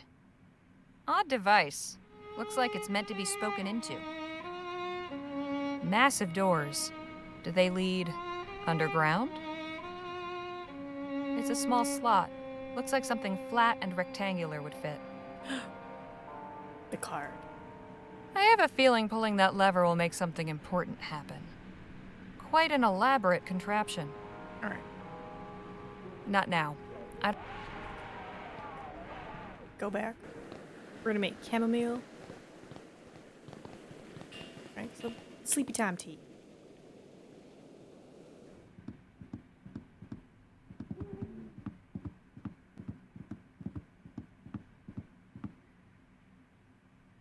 Feels nearly full. No? Not sleepy time tea? Feels mostly full. Nearly empty. Running pretty low. Murder? Hey, Danny? Yes, Holly. Any ideas for getting us past that guard? Actually, yes. He doesn't look too tough. I could probably scare him off with a little gunplay. Does that sound good? I don't know. Okay. Could just kill him. This is an island. Where is he gonna go? He'll eventually come back. Hey. Got any ideas? Nothing is coming to mind. I must confess, in parting with my guitar, I feel as if some of my creative spark went with it. I had not realized I had grown so attached. I'm guessing if Ignore me, my friend. Had A passing mood. Nadine or Jake, maybe Nadine would have been like, oh, this tea will knock him right out. All right, gunplay it is. All you, Danny boy. Hey, Dan. Yes, Okay. Okay. Let's do your plan. Pew pew pew pew pew pew. Oh, are you like using it as a distraction? Huh? I don't get paid enough for this. I see, like a ghost. Thanks, Daddy. Nice job, Danny. Now to get those doors open. Somehow. Do we need that hat? Danny helped get rid of the guard. Thanks, Danny. This, that there. We'll see what happens.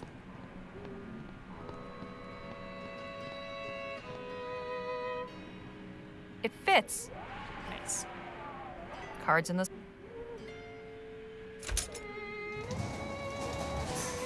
Ooh la la.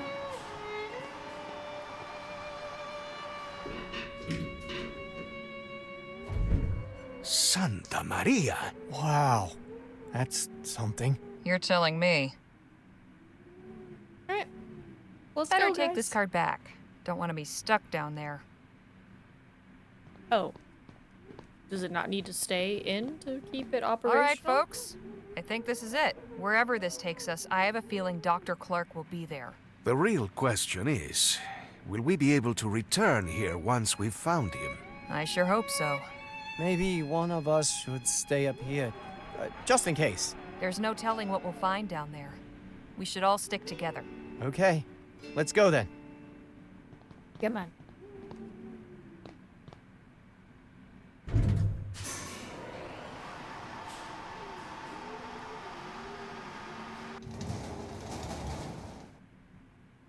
I hope we can get back up.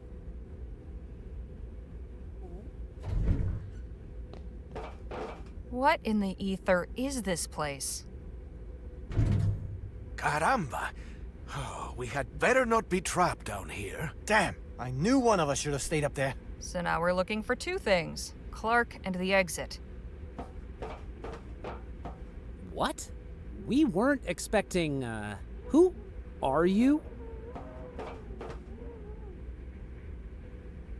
I could easily ask you the same thing. I'm one of Dr. Clark's lab assistants. I see. Could you take us to him? Hang on. You still haven't said why you're here. We've come on General Laporte's orders. Oh, well, why didn't you say so? Right, come with me. Goodness, this place is really something. I'm glad you think so. What's that big glowing thing down there? That's our etheric generator. Powers most everything down here. You get used to the noise. Follow me, please. Okay. I'll just be a moment. Testing in progress. Do you think he suspects anything? I think we're okay so far. Just follow my lead. I suppose General Laporte's curiosity was too much for him to bear. I told him he could come for a demonstration next week. Instead, he sends 3 proxies. I will never understand that man's rationale. But you're here now, so you may as well see what we've got. I'm Dr. Bennett Clark, by the way. And you are?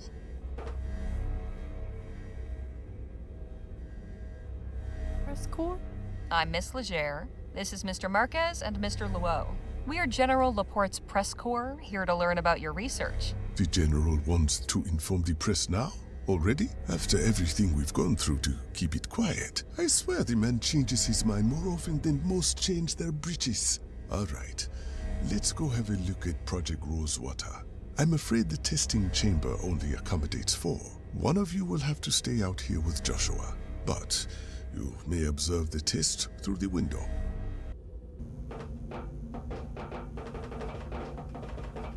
I don't like that Danny's out there. As I said, we weren't expecting anyone until next week. The prototype still needs refinement. Nevertheless, we have made a breakthrough. Prototype of what, exactly? You mean the General didn't tell you? Why am I not surprised? There on the tripod, the etheric pistol. The whole purpose and object of Project Rosewater. A weapon. Juliet, is the prototype ready for demonstration? I believe so, Doctor. But who are we demonstrating it for? Miss Legere and her companions, the team sent by General Laporte. Now, please, do us the honors. Yes, Doctor. Danny, please. I don't trust that glass. Okay. Oh! Oh! Santo cielo. Whoa.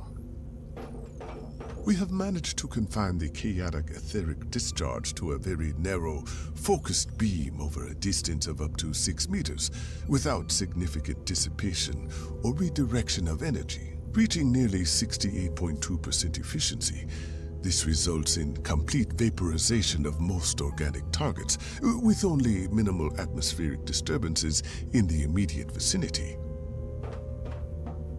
You might be feeling warmth or a slight tingling sensation on your skin, and a change of pressure in your ears, perfectly harmless. Oh, and if you are experiencing any alteration to your color vision, I assure you that is also completely temporary. Híjole, can you smell that music? There are sometimes minor synesthetic side effects. That too will pass. Of course, there is plenty of room for improvement in range, energy efficiency, fine-tuning of the beam's intensity and area of effect, user-friendliness and safety. But as proof of concept, this irrefutably demonstrates that the principle is sound and that it can be scaled up. The rest is iteration. Well, thank you for that thorough explanation. Now I'm afraid you must excuse me. I have some time-sensitive tasks I must attend to. If only I'd been forewarned of your arrival, I might have made arrangements. In any event, if you have questions, I or my assistants can answer them. Just be mindful not to touch anything. Okay, diary updated. So how am I gonna get him out of here? And Not while Clark's around.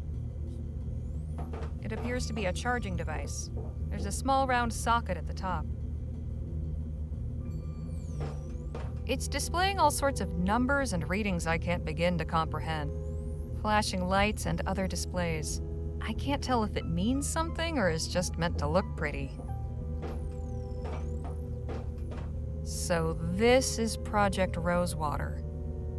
Looks like some demented puzzle box. The lab assistant's desk. She's written some notes, but I have no idea what they mean. Dr. Yes. Just how long have you been down in this facility? 8 months. We've made extraordinary progress, as you can see. I admit, I had some misgivings when I first learned what would be required of us, but it turns out the isolation has done wonders for our productivity. So who built this whole underground complex anyway? I'm guessing it wasn't always a secret ethericity lab. I'm not entirely sure. Apart from the additional equipment I specified, everything was already prepared for us when I arrived in El Presidio. General Laporte isn't exactly forthcoming with information he considers irrelevant. Why did you agree to work on this project? Why? I just experienced the worst disaster of my life. My work was first ridiculed and then outlawed, and I was exiled to a barren wasteland. The only prospect I could see was to leave the country and start everything over. But then I received General Laporte's offer. I could continue my work in safety and solitude. Everything I needed would be provided. No investors, no reporters, no loonies, no distractions. I'm certain anyone in my position would have jumped at the opportunity. Who came up with Project Rosewater? My understanding is that this work is for the benefit of the Vespuccian army. General Laporte is in charge of the project. Everything goes through him. Other than the facility guards, I've had contact with no one else. How much longer until Project Rosewater is finished? We're nearing the end of this phase. If all goes well, we should have a stable, fully functioning prototype by the end of the year. What exactly is the goal of this project? Well, once the etheric pistol is complete, we'll begin experimenting with larger caliber weapons. Etheric rifles? Yes, and whatever else the General sees fit to pursue. Where does it stop? You'd have to ask him that question. Oof. How did this project get the name Rosewater?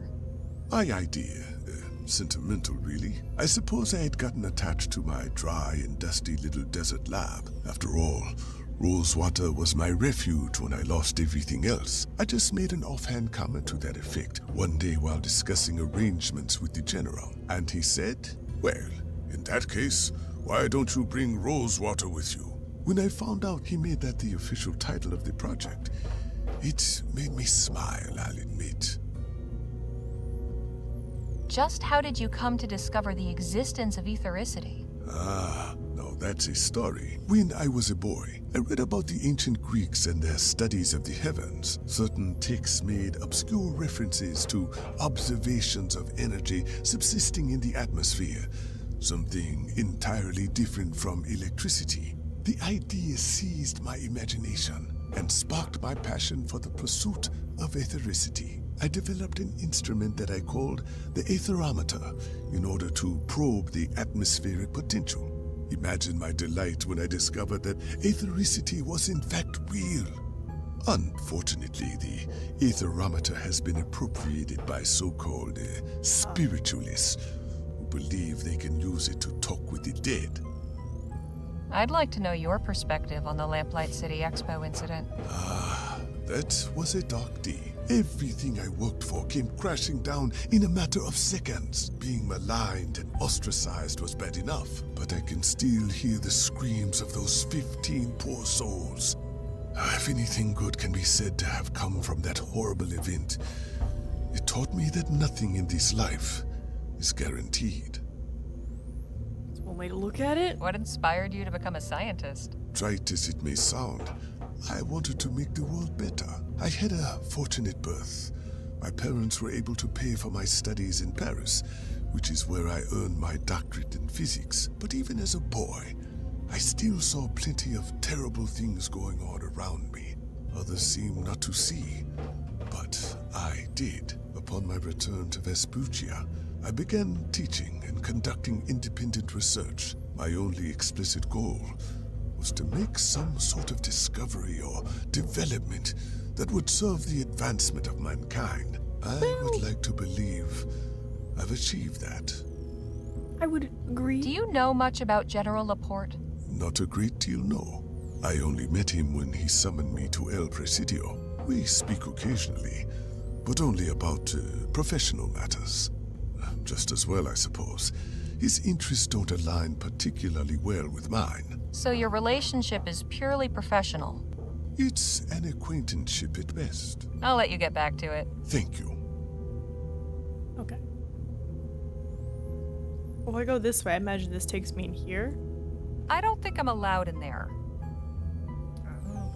So we have to somehow get Clark away. That was really something. So Laporte's got Clark developing etheric weapons for the military. This throws a wrench in Shaw's plans. Despicable. Typical military. Working in secret to secure for itself awesome powers of death and destruction, without the knowledge or consent of the people. Perhaps Dr. Clark will be willing to abandon this project and turn his ambitions to something less wicked. Perhaps. But I can't just ask him with his assistant right there. Maybe I can get her to leave the testing chamber so I can have a moment alone with Clark. Oof. Alright, first things first, let's just talk. Hey, can we talk? Sure. What's on your mind? Have you been down here long? Oh, about 7 months, I think.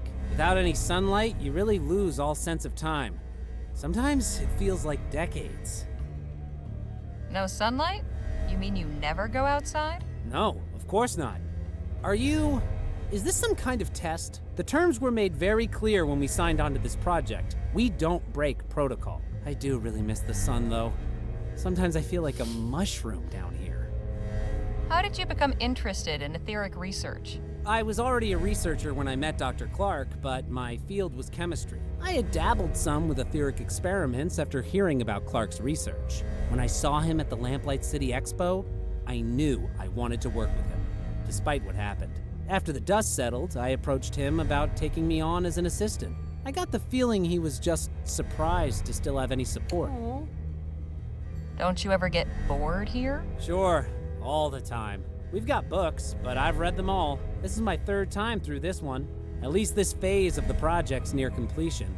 Maybe we'll get some time up top before the next one. Never would have dreamed there was a whole secret facility hidden under this rock in the middle of the bay. Who built it anyway? The military, I guess. Had to be someone with very deep pockets. Everything was already in place before they moved us in. What are your thoughts on Project Rosewater? Honestly, I try not to think about it too much. We're doing important scientific research. I can't deny that. Just because our focus is on weapons doesn't mean our results can't be used for other applications. How do you like working with Dr. Clark? It has its moments, but I'd be lying if I said it wasn't stressful. He gets wound up sometimes, which I understand. But other times he picks strange things to get cross about. Like what? Well, his biggest bugbear is food in the testing chamber. I made the mistake of taking my lunch in there once, and he just about had a conniption. Cleanliness is one thing, but this is a whole other level. So Clark dislikes food in the testing chamber, does he? Dislikes? More like detests. Know anything about General Laporte? I saw him once, right at the start of the project. Didn't talk to him. He seemed kind of intense. He's the one running the show, as far as I can tell. Beyond that, the man's a total mystery. Okay. Bye. Do I the banana. It makes sense now. I have a banana. How do I put it?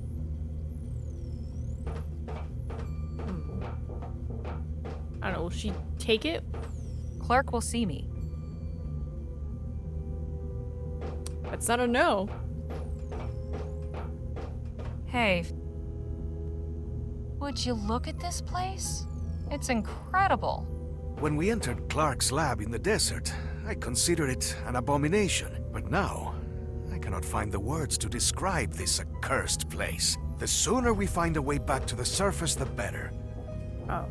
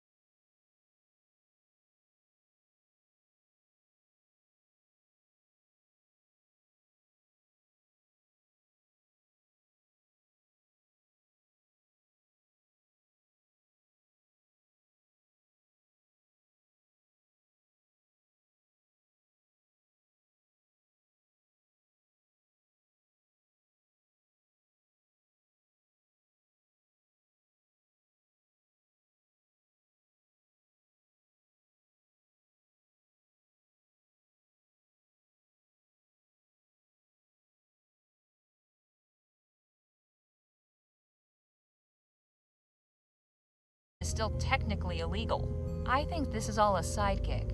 Some kind of secret conspiracy running on misappropriated funds. Don't you see? That means he doesn't have power over you.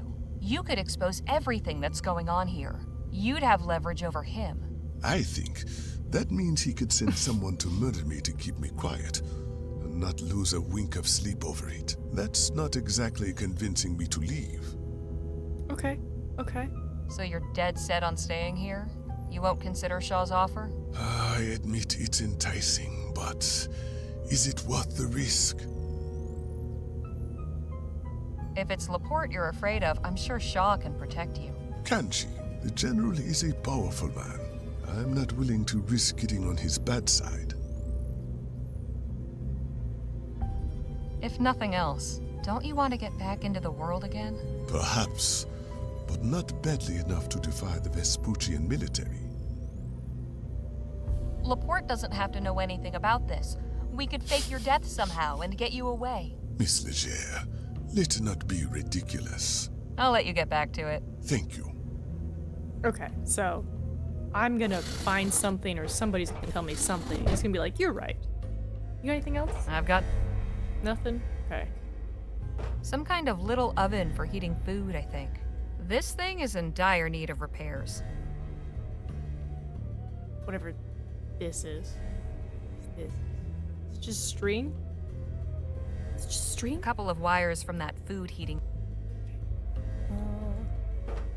Caution. I can see the testing area. Looks like a more complex version of the console back in Clark's desert lab. Controls, gauges, and dials. Who knows what they're for? These tomatoes are thriving. All good. This thing. An etheric generator. Bars of aurum. Lots of them. There's a card slot next to the door. Seems to be locked. Card slot? Like this? It doesn't fit. There's no handle. This must be the door to Got it. Oh wow. I like their little room that they have. The box is full of odds and ends. Some sewing and personal grooming supplies. A set of encyclopedias. The only indication of time down here.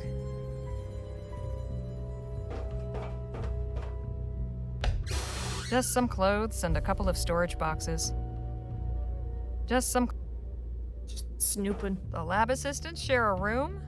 Not sure if that's progressive or scandalous. Boom, boom. Progressive, we'll go with. Can we talk? I suppose so. Just how long have you been working down here? Good question. It's difficult keeping track of time. We're in September, right? November, actually. Oh, then it's been longer than I thought. We came down here in March. What sparked your interest in etheric research? I followed Dr. Clark's career from the early days. He was one of the first to begin advancing etheric theory with practical experiments. Not only that, he was getting results. After I graduated from university, I sent him my thesis on the effects of ethericity on plants and animals. I guess that made me one of the few practical researchers out there, too. He wrote back immediately with an offer of employment. How do you keep from getting bored? The work is pretty all-consuming, and we don't have much of a social scene down here. Dr. Clark is kind enough to lend us his books to pass the quiet hours. Do you know who built this place? I suppose this is an old army base, but Clark's had it fitted with some really state-of-the-art equipment. We're lucky to be so well-resourced. I was blown away by that demonstration. Figuratively speaking, of course. Huh. We've been working on it non-stop, but there are a lot of kinks to work out before it'll be field-ready. For instance, we still can't get more than one shot out of each power cell. I suppose in an actual battlefield situation, you'd need to carry around a lot of cells and reload for every shot, like cannonballs. But the power cells are still very difficult to construct, so we only have a few prototypes. We have to recharge them constantly. How long does it normally take to charge one of the power cells? Around 6 hours. Wow. Wow is right. Joshua hooked one up to the etheric generator and discovered that it charged instantly. But Dr. Clark wasn't happy about it. Why not? He said it made the power cell unstable. But we didn't have to wait all day for the next trial, and Joshua was even able to get 2 shots out of that one. The overcharge effect is certainly something we should investigate later. What was that? Joshua figured out that, but Dr. Clark Okay. So I'm assuming the power cell we steal, we're gonna put on the generator. Between you and me, doesn't it concern you that ethericity is being weaponized? Not at all. It's a powerful energy source, and this is one of many practical applications. Sure, but isn't it better to use it for less destructive purposes? We live in a dangerous world, and these are uncertain times. Other nations probably have their own etheric weaponry development programs underway. If we didn't pursue this research, we'd be falling behind. A new weapon is most useful as a deterrent. Having it in your back pocket means everyone else thinks twice before firing on you. I know Dr. Clark's had some moral reservations about the military applications of ethericity, but he's a professional through and through. Sorry, children screaming outside. So, what's working with Dr. Clark like? He's a brilliant man. I learn something new from him every day. He seems short-tempered. Well, yes, but that's just the genius mind, isn't it? No room left over for navigating social niceties. Can you tell me anything about General Laporte? Not really. I know he's the one overseeing this project, but I've never had the opportunity to speak with him.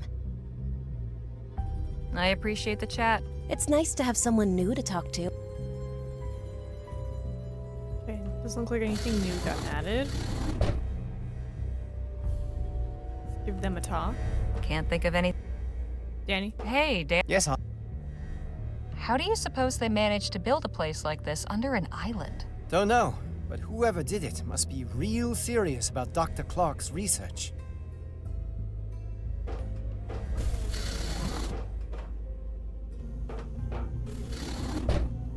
Alright, let's talk to him again. Be like, hey, pal. Dr. Clark? Yes. You'd prefer your research be used to find new ways to kill people? No, but Look, I understand. You suffered a terrible setback after the expo. I'm sure it must have been hard. You probably felt like nobody would ever take you seriously again. You have no idea. I do know that if I were in your shoes, I'd have probably grabbed onto any lifeline. But I can tell your heart's not really in it, especially knowing what it is you're building. Yes, well... So you're gonna squander this opportunity to do some real good in the world because you're afraid of a stuffy old general? You're right, Miss Leger. This isn't about me. Yes. This is about humanity. I'll come with you. Heck yeah. But... oh goodness. How shall we... We need to do this discreetly. My assistants can't know what's going on. I'm going to my quarters to settle some things. Excuse me. Oh. Okay, he's leaving though. I can use this to my advantage. Damn. The revolution could use someone with your persuasive skills. Too bad my Spanish is lousy. Anyway, while his assistants are distracted, let me just pop in here real quick. Grab Let's that. hope nobody notices this is missing. I just might need it for something. Open. Locked. Well, don't worry, I have my lockpicks. Pew. Got it. I'm sure they won't miss just one power cell. Or maybe they will. Either way, I've got one now. So I'm gonna charge up the gun, right? The only thing I... Right? That's what these cables are for, and that's why they kept talking about it? This seems like a good... Yeah. This. Here we go. Wow. It charged up almost instantly. Nice. This. Locked and loaded. Okay, we have the gun now. Let's go see what Clark has going on. Oh, wow. Ah, hello. I'm just leaving a note for my assistants. Explaining why you're giving them the slip? I feel I owe it to them. Okay. That is one messy desk. What is it they say about desks and minds? Might I borrow your screwdriver, Dr. Clark? By all means. Okay. At least there's plenty of books down here. Who are those busts of? Galileo, Copernicus, Da Vinci. 3 great men who changed the world as we know it. Hoping to add your likeness to the collection someday? Well, I wouldn't be opposed, if I'd earned it, of course. Of course, of course, of course. A ferrotype of a desert landscape. It's a ferrotype of Clark's. All right, buddy. Dr. Clark? Yes, what is it? So how do we make our escape without alerting your assistants? First things first. We need to call the elevator so we have a way out. But we also need to find a way to disable the communications relay.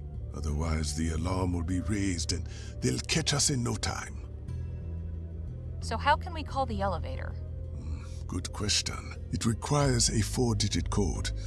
To my knowledge, the only people who know it are General Laporte and the guard upstairs. Too bad I didn't think to ask what it was before getting rid of him.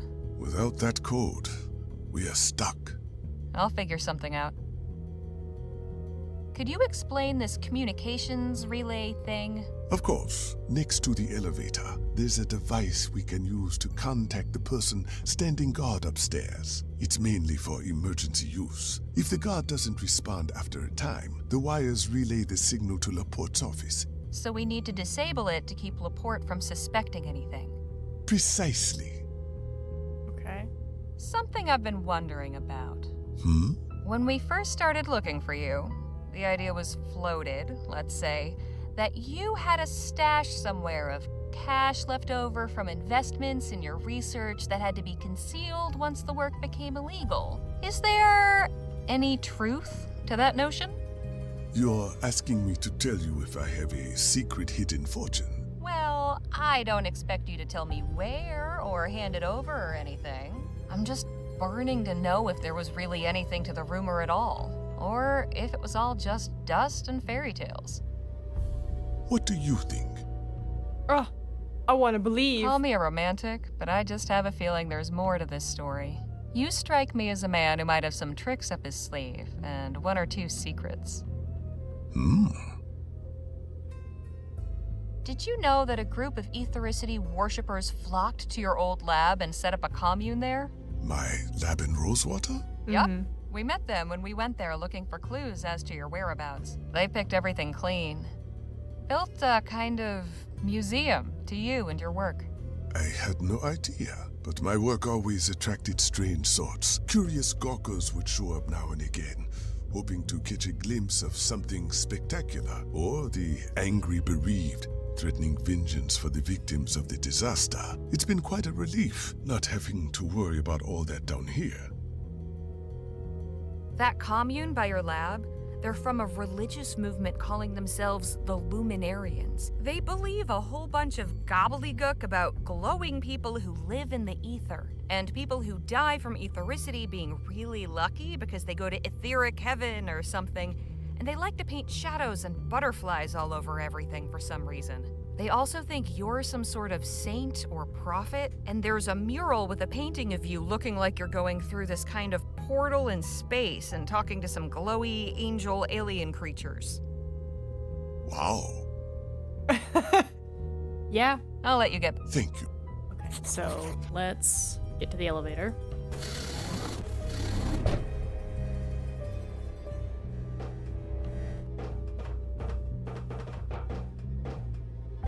Man, Nadine and Jake are missing out. Never seen a lamp glow green before. It is rather eerie. There's no way to open it, man. It's the communications relay. We need to disable it before getting Clark out of here.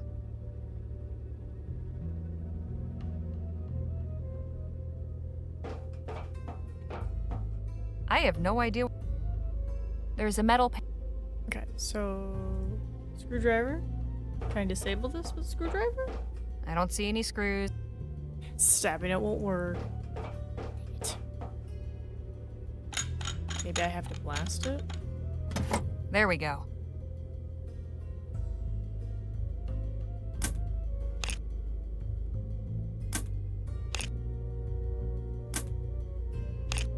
Oh god. Guess I pressed too many. Okay.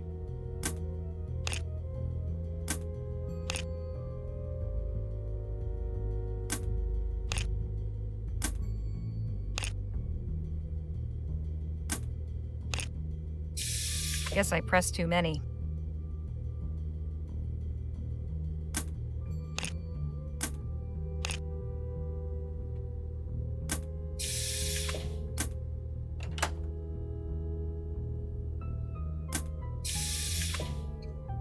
Hold on.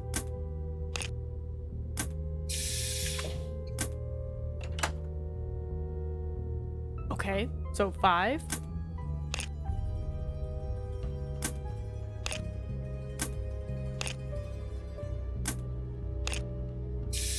Guess I pressed. Maybe I want the single pins? No, it's a double pin.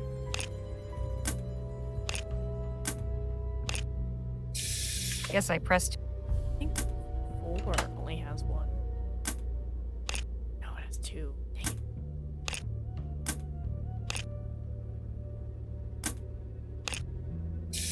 Guess I pressed too many. Let's just process of elimination this. No. Most likely 4. Oh! Okay, 5-2. Any chance it's 4?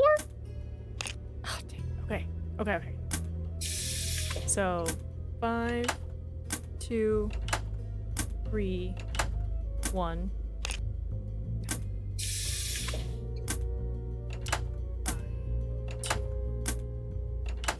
6, 5, 2, 3, 7, 2. So 8. There! That was it. I figured out the code.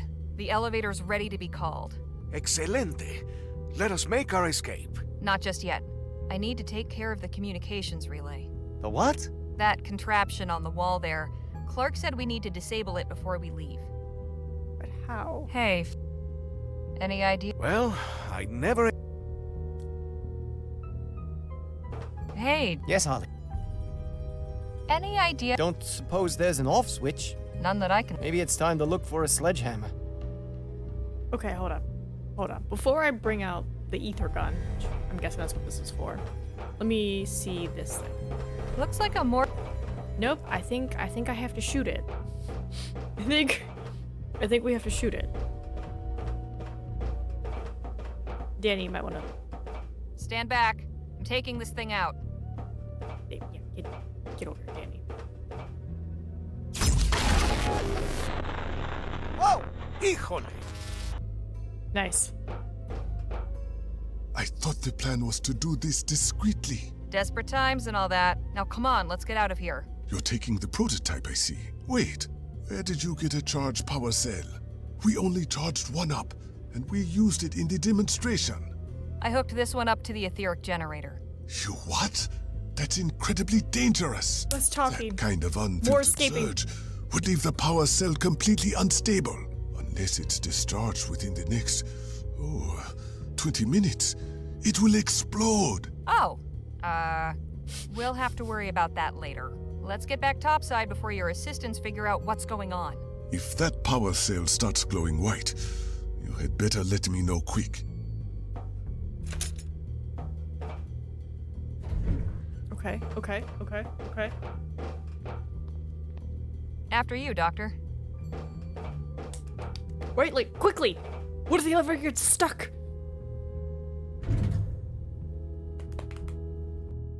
But also pretty sus that you can't. Oh no. Hey guys. How's it going? Hold it right there. Shouldn't you be cowering under your bed? Shut up. Hand over your weapons and come with us. There's someone wants to see you. There's someone wants to see you? I feel like you forgot a word. Look at the beautiful sky. Beautiful water. Taking some air, Dr. Clark? Kindly stand over there if you would. You three, up against the wall. Oh no. It's the execution wall. She had this funny pistol on her.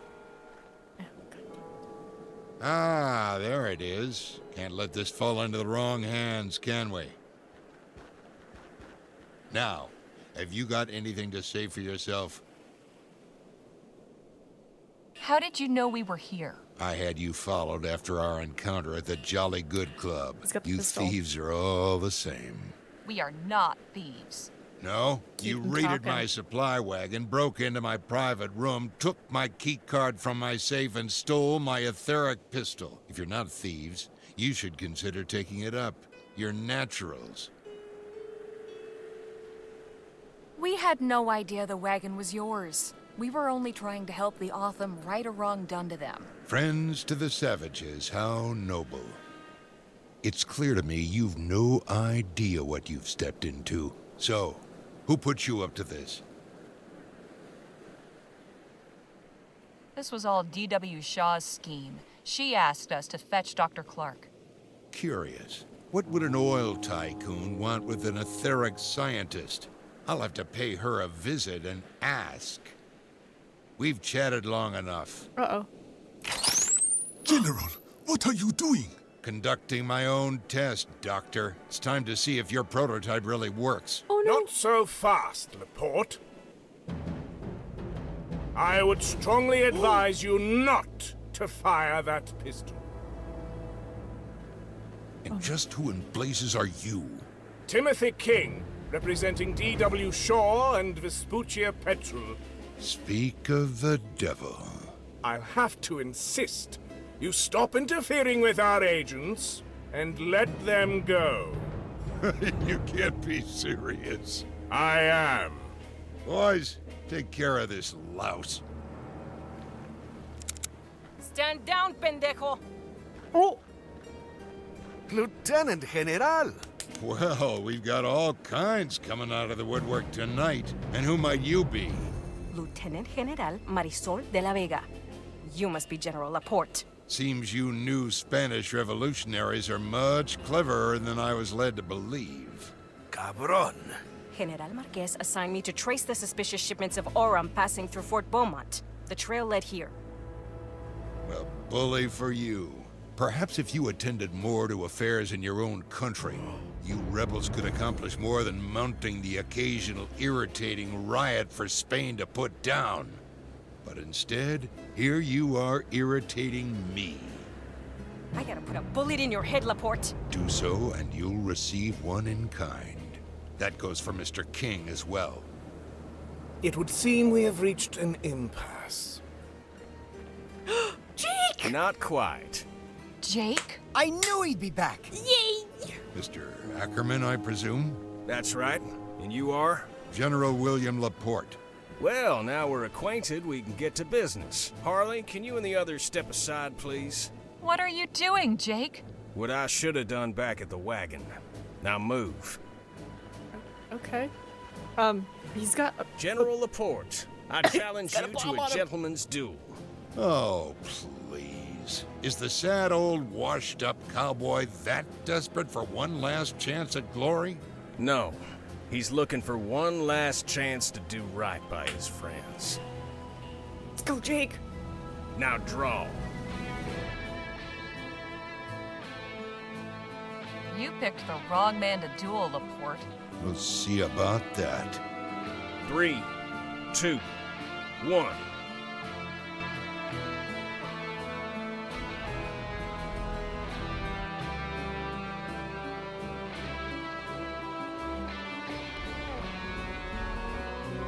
Oh, Jake!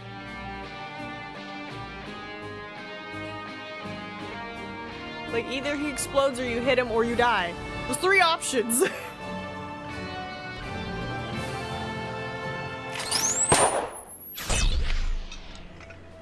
Oh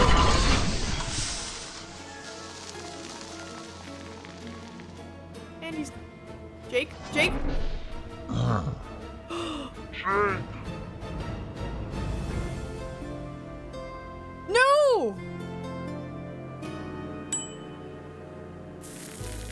Oh!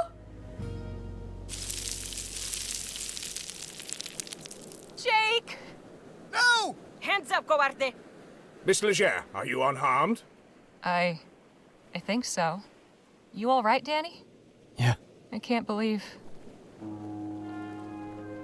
Guess deep down you were a hero after all. Let's get off this rock, shall we? Is it because I didn't keep him talking long enough? Well done, Lieutenant General. I knew you would come through. Of course, Comandante. Now that we have discovered the destination of Laporte's clandestine Orem shipments, how shall we proceed? It is clear the General will no longer be needing his Orum. How remarkable that in his final moments he chose to donate it all to the glorious cause of the revolution. You will find it all stashed away down in the base underground. I leave the arrangements in your hands. Will you be returning with me? Not just yet. I need to return with the others to collect our payment. Very well. We can rendezvous on the island later. It was a beautiful moment, but god damn it. We're back, ma'am. Talking long enough. I should have saved. I assume everything has been taken care of? All loose ends have been tied. Splendid. Send them in. Sorry, Jake. I should have. You've no idea how like, don't do pleased I this. am at your success. It's good to finally make your acquaintance, Doctor. I am D.W. Shaw. The pleasure is all mine, madame. We have much to discuss.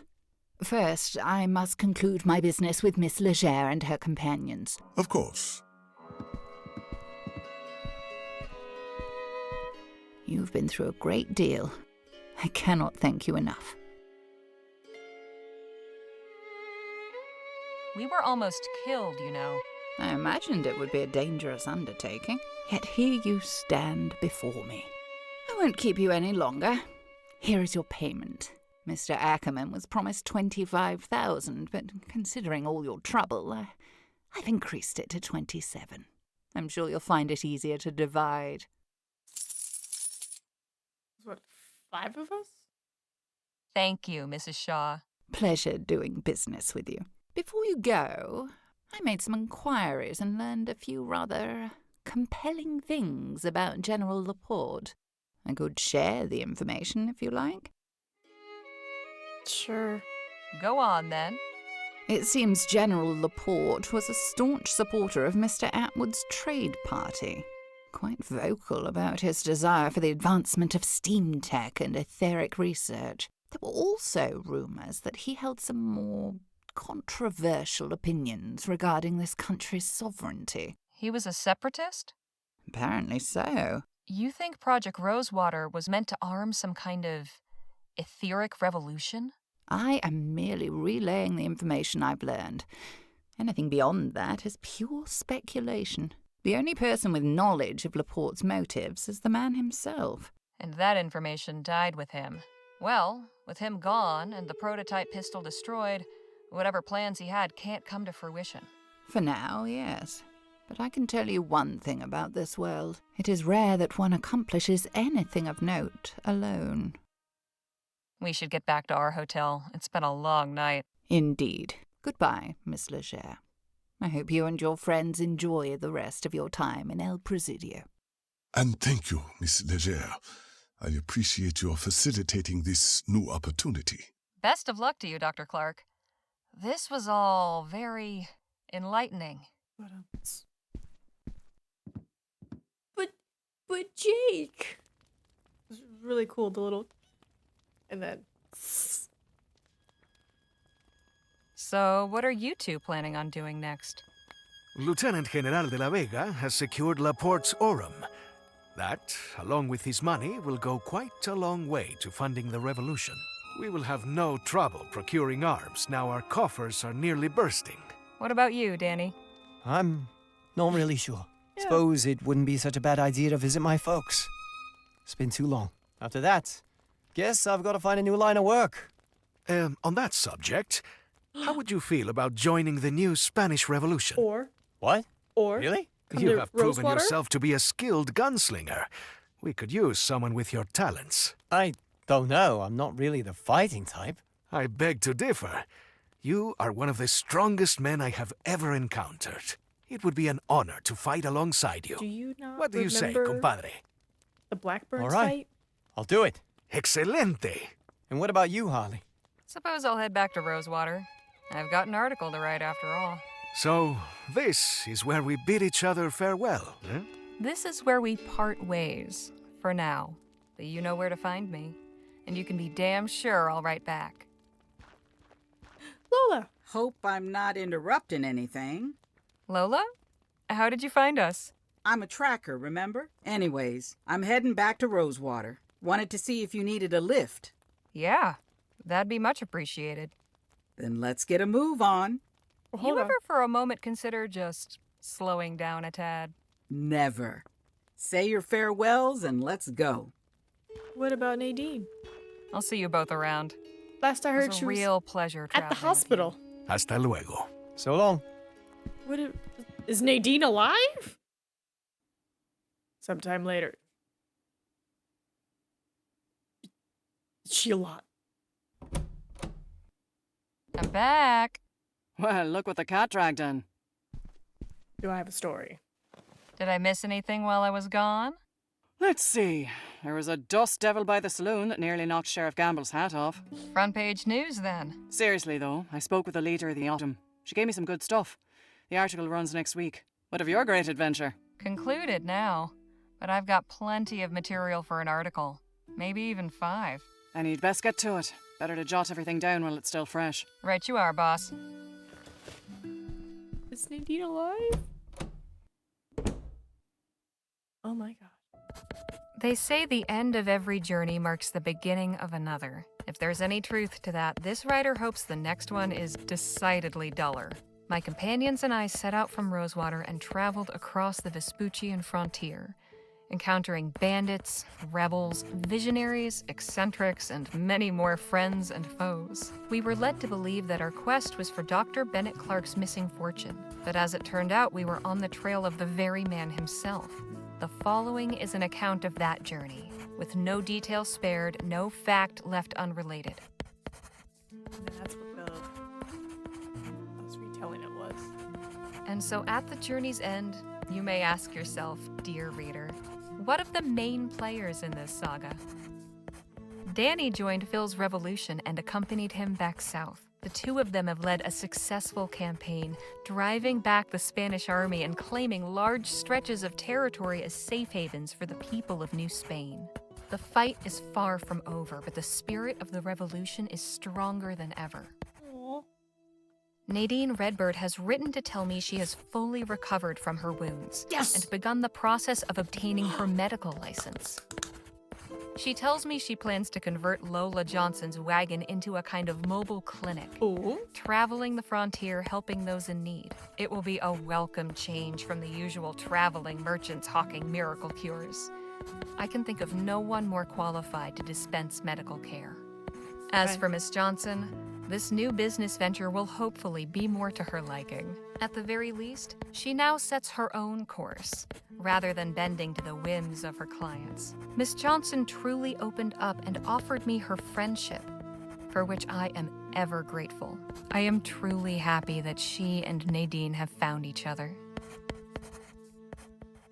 Naturally, I cannot fail to comment on Gentleman Jake Ackerman, the man who set this whole adventure in motion. My relationship with Jake could best be described as complex. While I never found myself taken with his tales, he seemed to me a genuine hero. That illusion was shattered when we were ambushed by Blackburn agents on the way to El Presidio. Jake disgracefully turned and fled, leaving us to face the ruthless barbarians on our own. However, he proved his true heroism when he returned in another moment of need. Jake bravely gave his life to save us from the wicked machinations of General Laporte. The etheric blast burned his shadow on a nearby wall, which has since become a monument to his bravery. I am told that it is visited daily by Jake's fans, admirers, and the odd curious traveler. In death, Jake managed to achieve the status of legendary hero he so craved.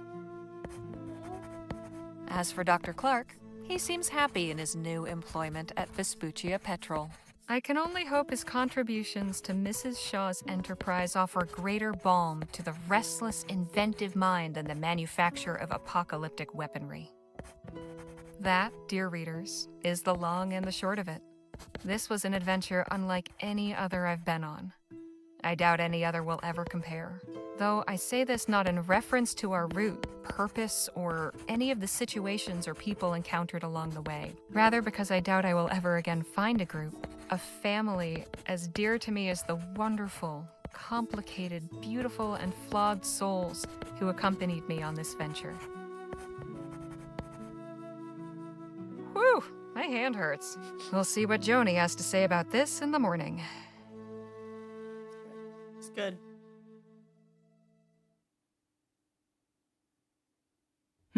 Well, what do you think? You want my honest opinion? Yes? Yes, of course I do. It's good.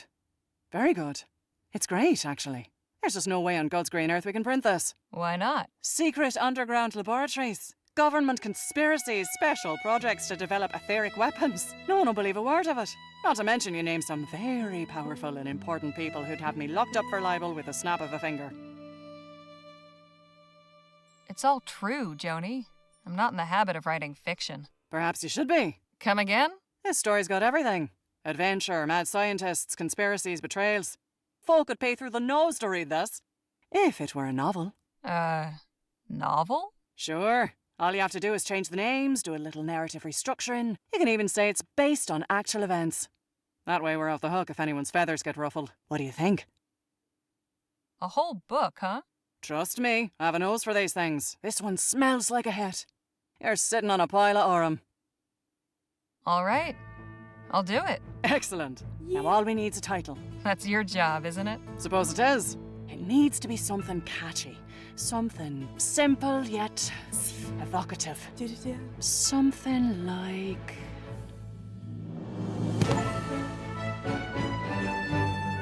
Yay! Based on actual events. We did it! Also, by the way, you guys should subscribe to their YouTube. Just saying. Just saying, you should subscribe to their YouTube. Oh, it was good. It was good.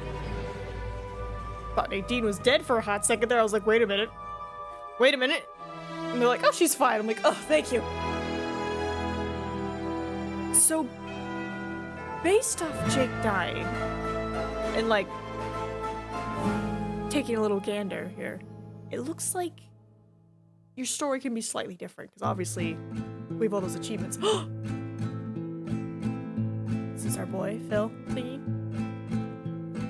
Dime que me haré sin tu amor, flor silvestre.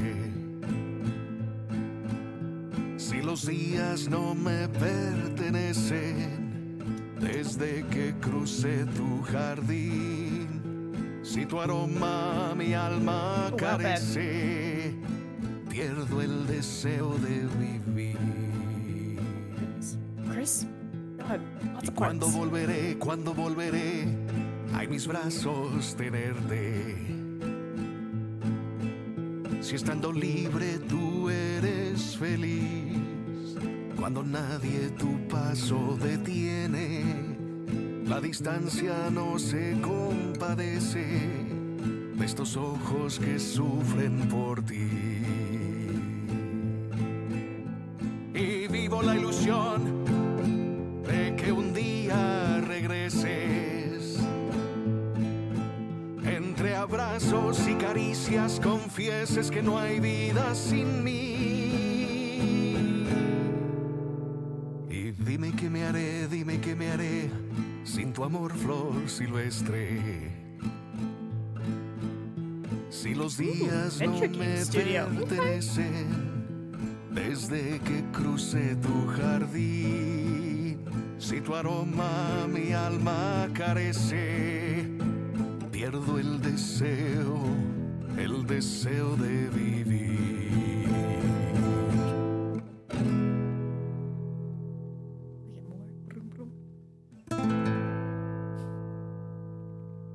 Parallax module. Custom dialogue module. Little lip sync module. Okay, so I'm guessing this is for the AGS stuff. But yeah, so based off when I was stuck at that one part, trying to find the gear, it looks like depending on who you like talk to during your journey determines like what happens during your trip, which will determine like different things, like that achievement for fossil hunting. I don't know who you have to talk to, but you know, like while we're on that long car ride, essentially, it's like, it's randomized events. Obviously, what is it? New Bethel, the Troop, and the Ambush. I think those three are like, you're gonna get those no matter what. I believe. Yeah, the Ambush, New Bethel, Troop, and the Sea Captain. So those four are gonna happen no matter what. But everything else is slightly random. And that can like determine. Because I read that they're like, oh yeah, you could sell stuff from your excursions. And I was like, what stuff? And they're like, oh yeah, you could have sold your, you know, dinosaur bones. And I'm like, dinosaur bones? But we sold the guitar instead, which worked. Oh man. And apparently, whoever you choose to like sell things, that means they can't help. I mean, we kind of got that, but like, just in case you weren't aware. So like, if we had chosen to sell Danny's pistols, then Phil would have had to use his guitar to distract the guards somehow. So, fun stuff. Let's see, hold on. One playthrough got us how many achievements? 20 out of 65. Means there's 45 more achievements out there. Oh, special thanks, Mom, Dad. Nice. So yeah, it's got replayability, slightly different stories. Like me accepting to steal the watch at the very beginning, I didn't have to. I could have just punched him out and apparently taken the tickets. No idea, but that's a thing. Ooh, developed in New York City, very nice. No AI was used in the making of this game. Oh. Bonus content unlocked in settings menu. What's the bonus content? I'm very curious now. We're gonna take a gander. Bonus content? What kind of bonus content? Settings? Bonus content? There's bloopers? If you're serious about joining, you'll observe the customs. Also, it's an adventure game, that's why. Click on me. Click on me again. Ouch, stop clicking on me. If you would just stop clicking on me, I would tell you what to do next. Ooh, that felt good, though. Not there. Don't click there. This is not a mature-rated game. Okay. What? She is atrocious, and I adore her.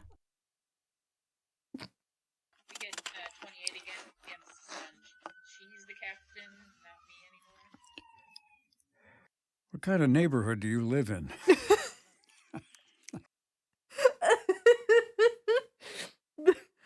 Sorry, hearing the police sirens in the background. I swear the man changes his mind more often than most change their bitches. I swear the man changed their bitches. Oh, man. Yo, what's up? Got 99 problems, but a bitch ain't a one. Anyway. Fuck you, bitch. Right? I'm just saying what we're all thinking.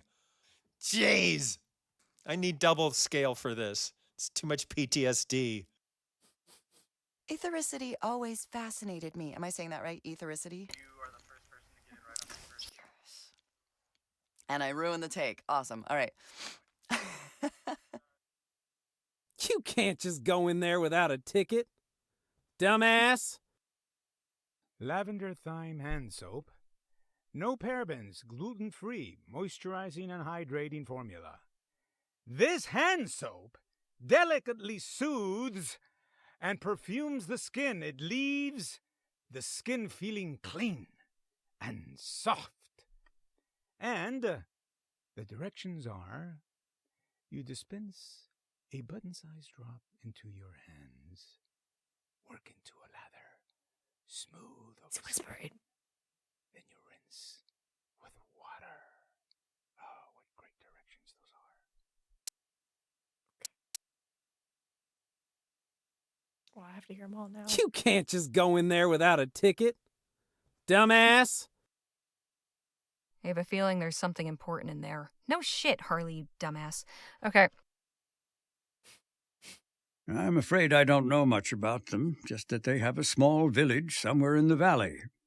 It's next to Encino. That's a local joke. Patrick will follow in his father's footsteps and make a fine ranger someday. He too will die and leave behind a widow, as is traditional. It needs to be something catchy, something simple yet evocative. Something like... Yeah, something like that. This guy's fun. Oh no, this guy's fun. He might get horrible, but the way that he's so manipulative and awful, I find it entertaining. And this is the Global Script. Global Script, Global Script. Global Script, Global Script. Global Script, Global Script. Global Script, Global Script. Global Script, Global Script. Woo-wee! Sorry. Global Script, Global Script. Global Script, Global Script. Global Script, Global Script. Global Script, Global Script. Global Script, Global Script, Global Script. Global Script, Global Script. Global Script, Global Script. I'm enjoying the difference between the version with the two words separated and then just squished together. He wandered off into the desert. Wow, wicked had, kid. You have to imagine the invisible lines of power radiating out all around it. I've gone quite mad.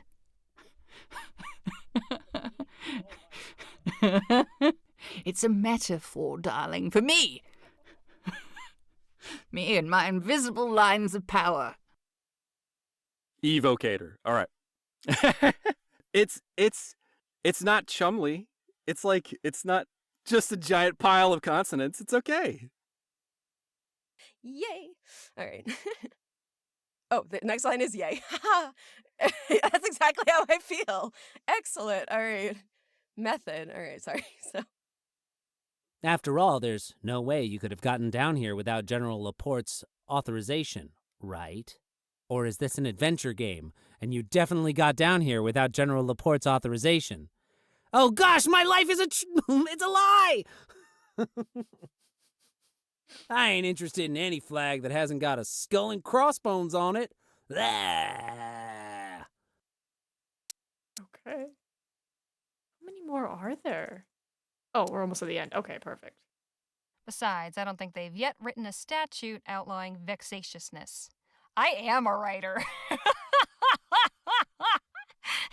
some 5-crown words while we're at it. Good sir, I have a liberal arts degree. I'm not to be trifled with. Dialogue 15. Ah, I hit my thing. You're okay. You're okay. I'm normal. I'm a normal person.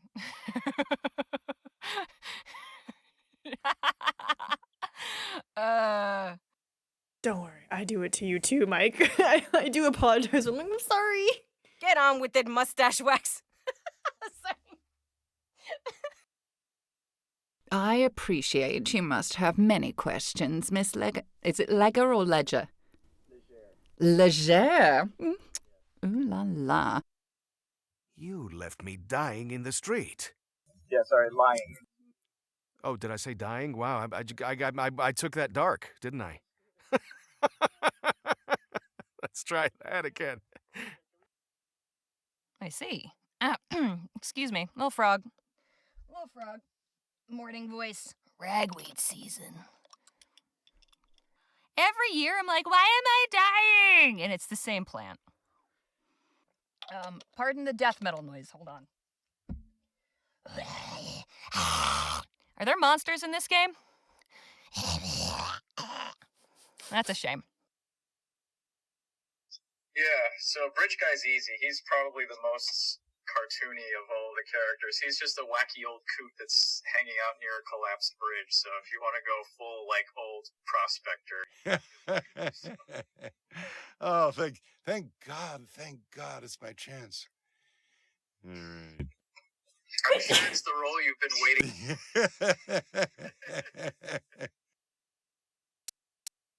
I like how cute they are. I hate you both. All in the world that I have.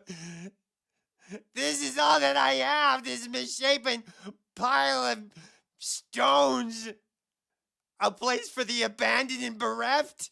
A monument to my folly. I think this is a better choice. You want to start over?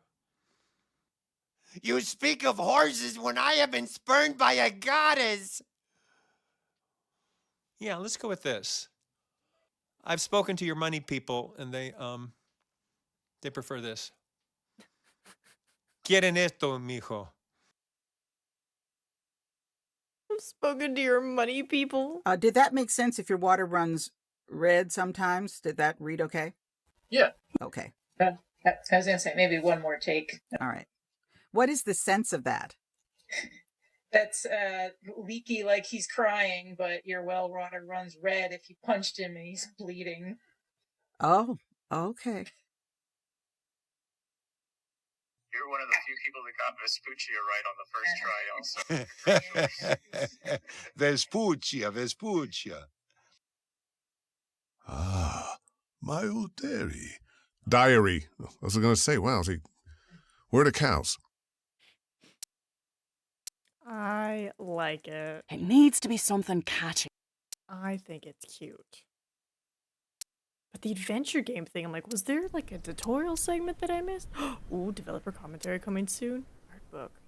Here you'll find concept art, rough sketches, versions of in-game backgrounds, and cut content. Move the mouse cursor to the bottom of the screen to access navigation. Okay. Desert landscape test background. This also serves as the game's hidden test room. Saloon. Ooh. Close-up animation test. Oh. Etheric Expo disaster. Lola's wagon interior in nighttime. Joni and Lola diary sketches. Unused art. Okay. Presidio hotel lobby. Wharf marketplace. Sure, how about that coconut?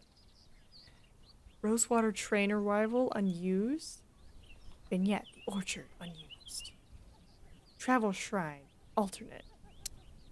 Jake Bandit's excursion. Alternate. Bandit excursion. Oh, I guess I could have fought bandits at some point. Oh, that's nifty. I like that. Oh, is it? Oh. No, doesn't say there. I'm curious about that blooper scene then. Oh, looking at the time. We can either stop now or do an hour of the next game. I think we'll stop now. I think we did good.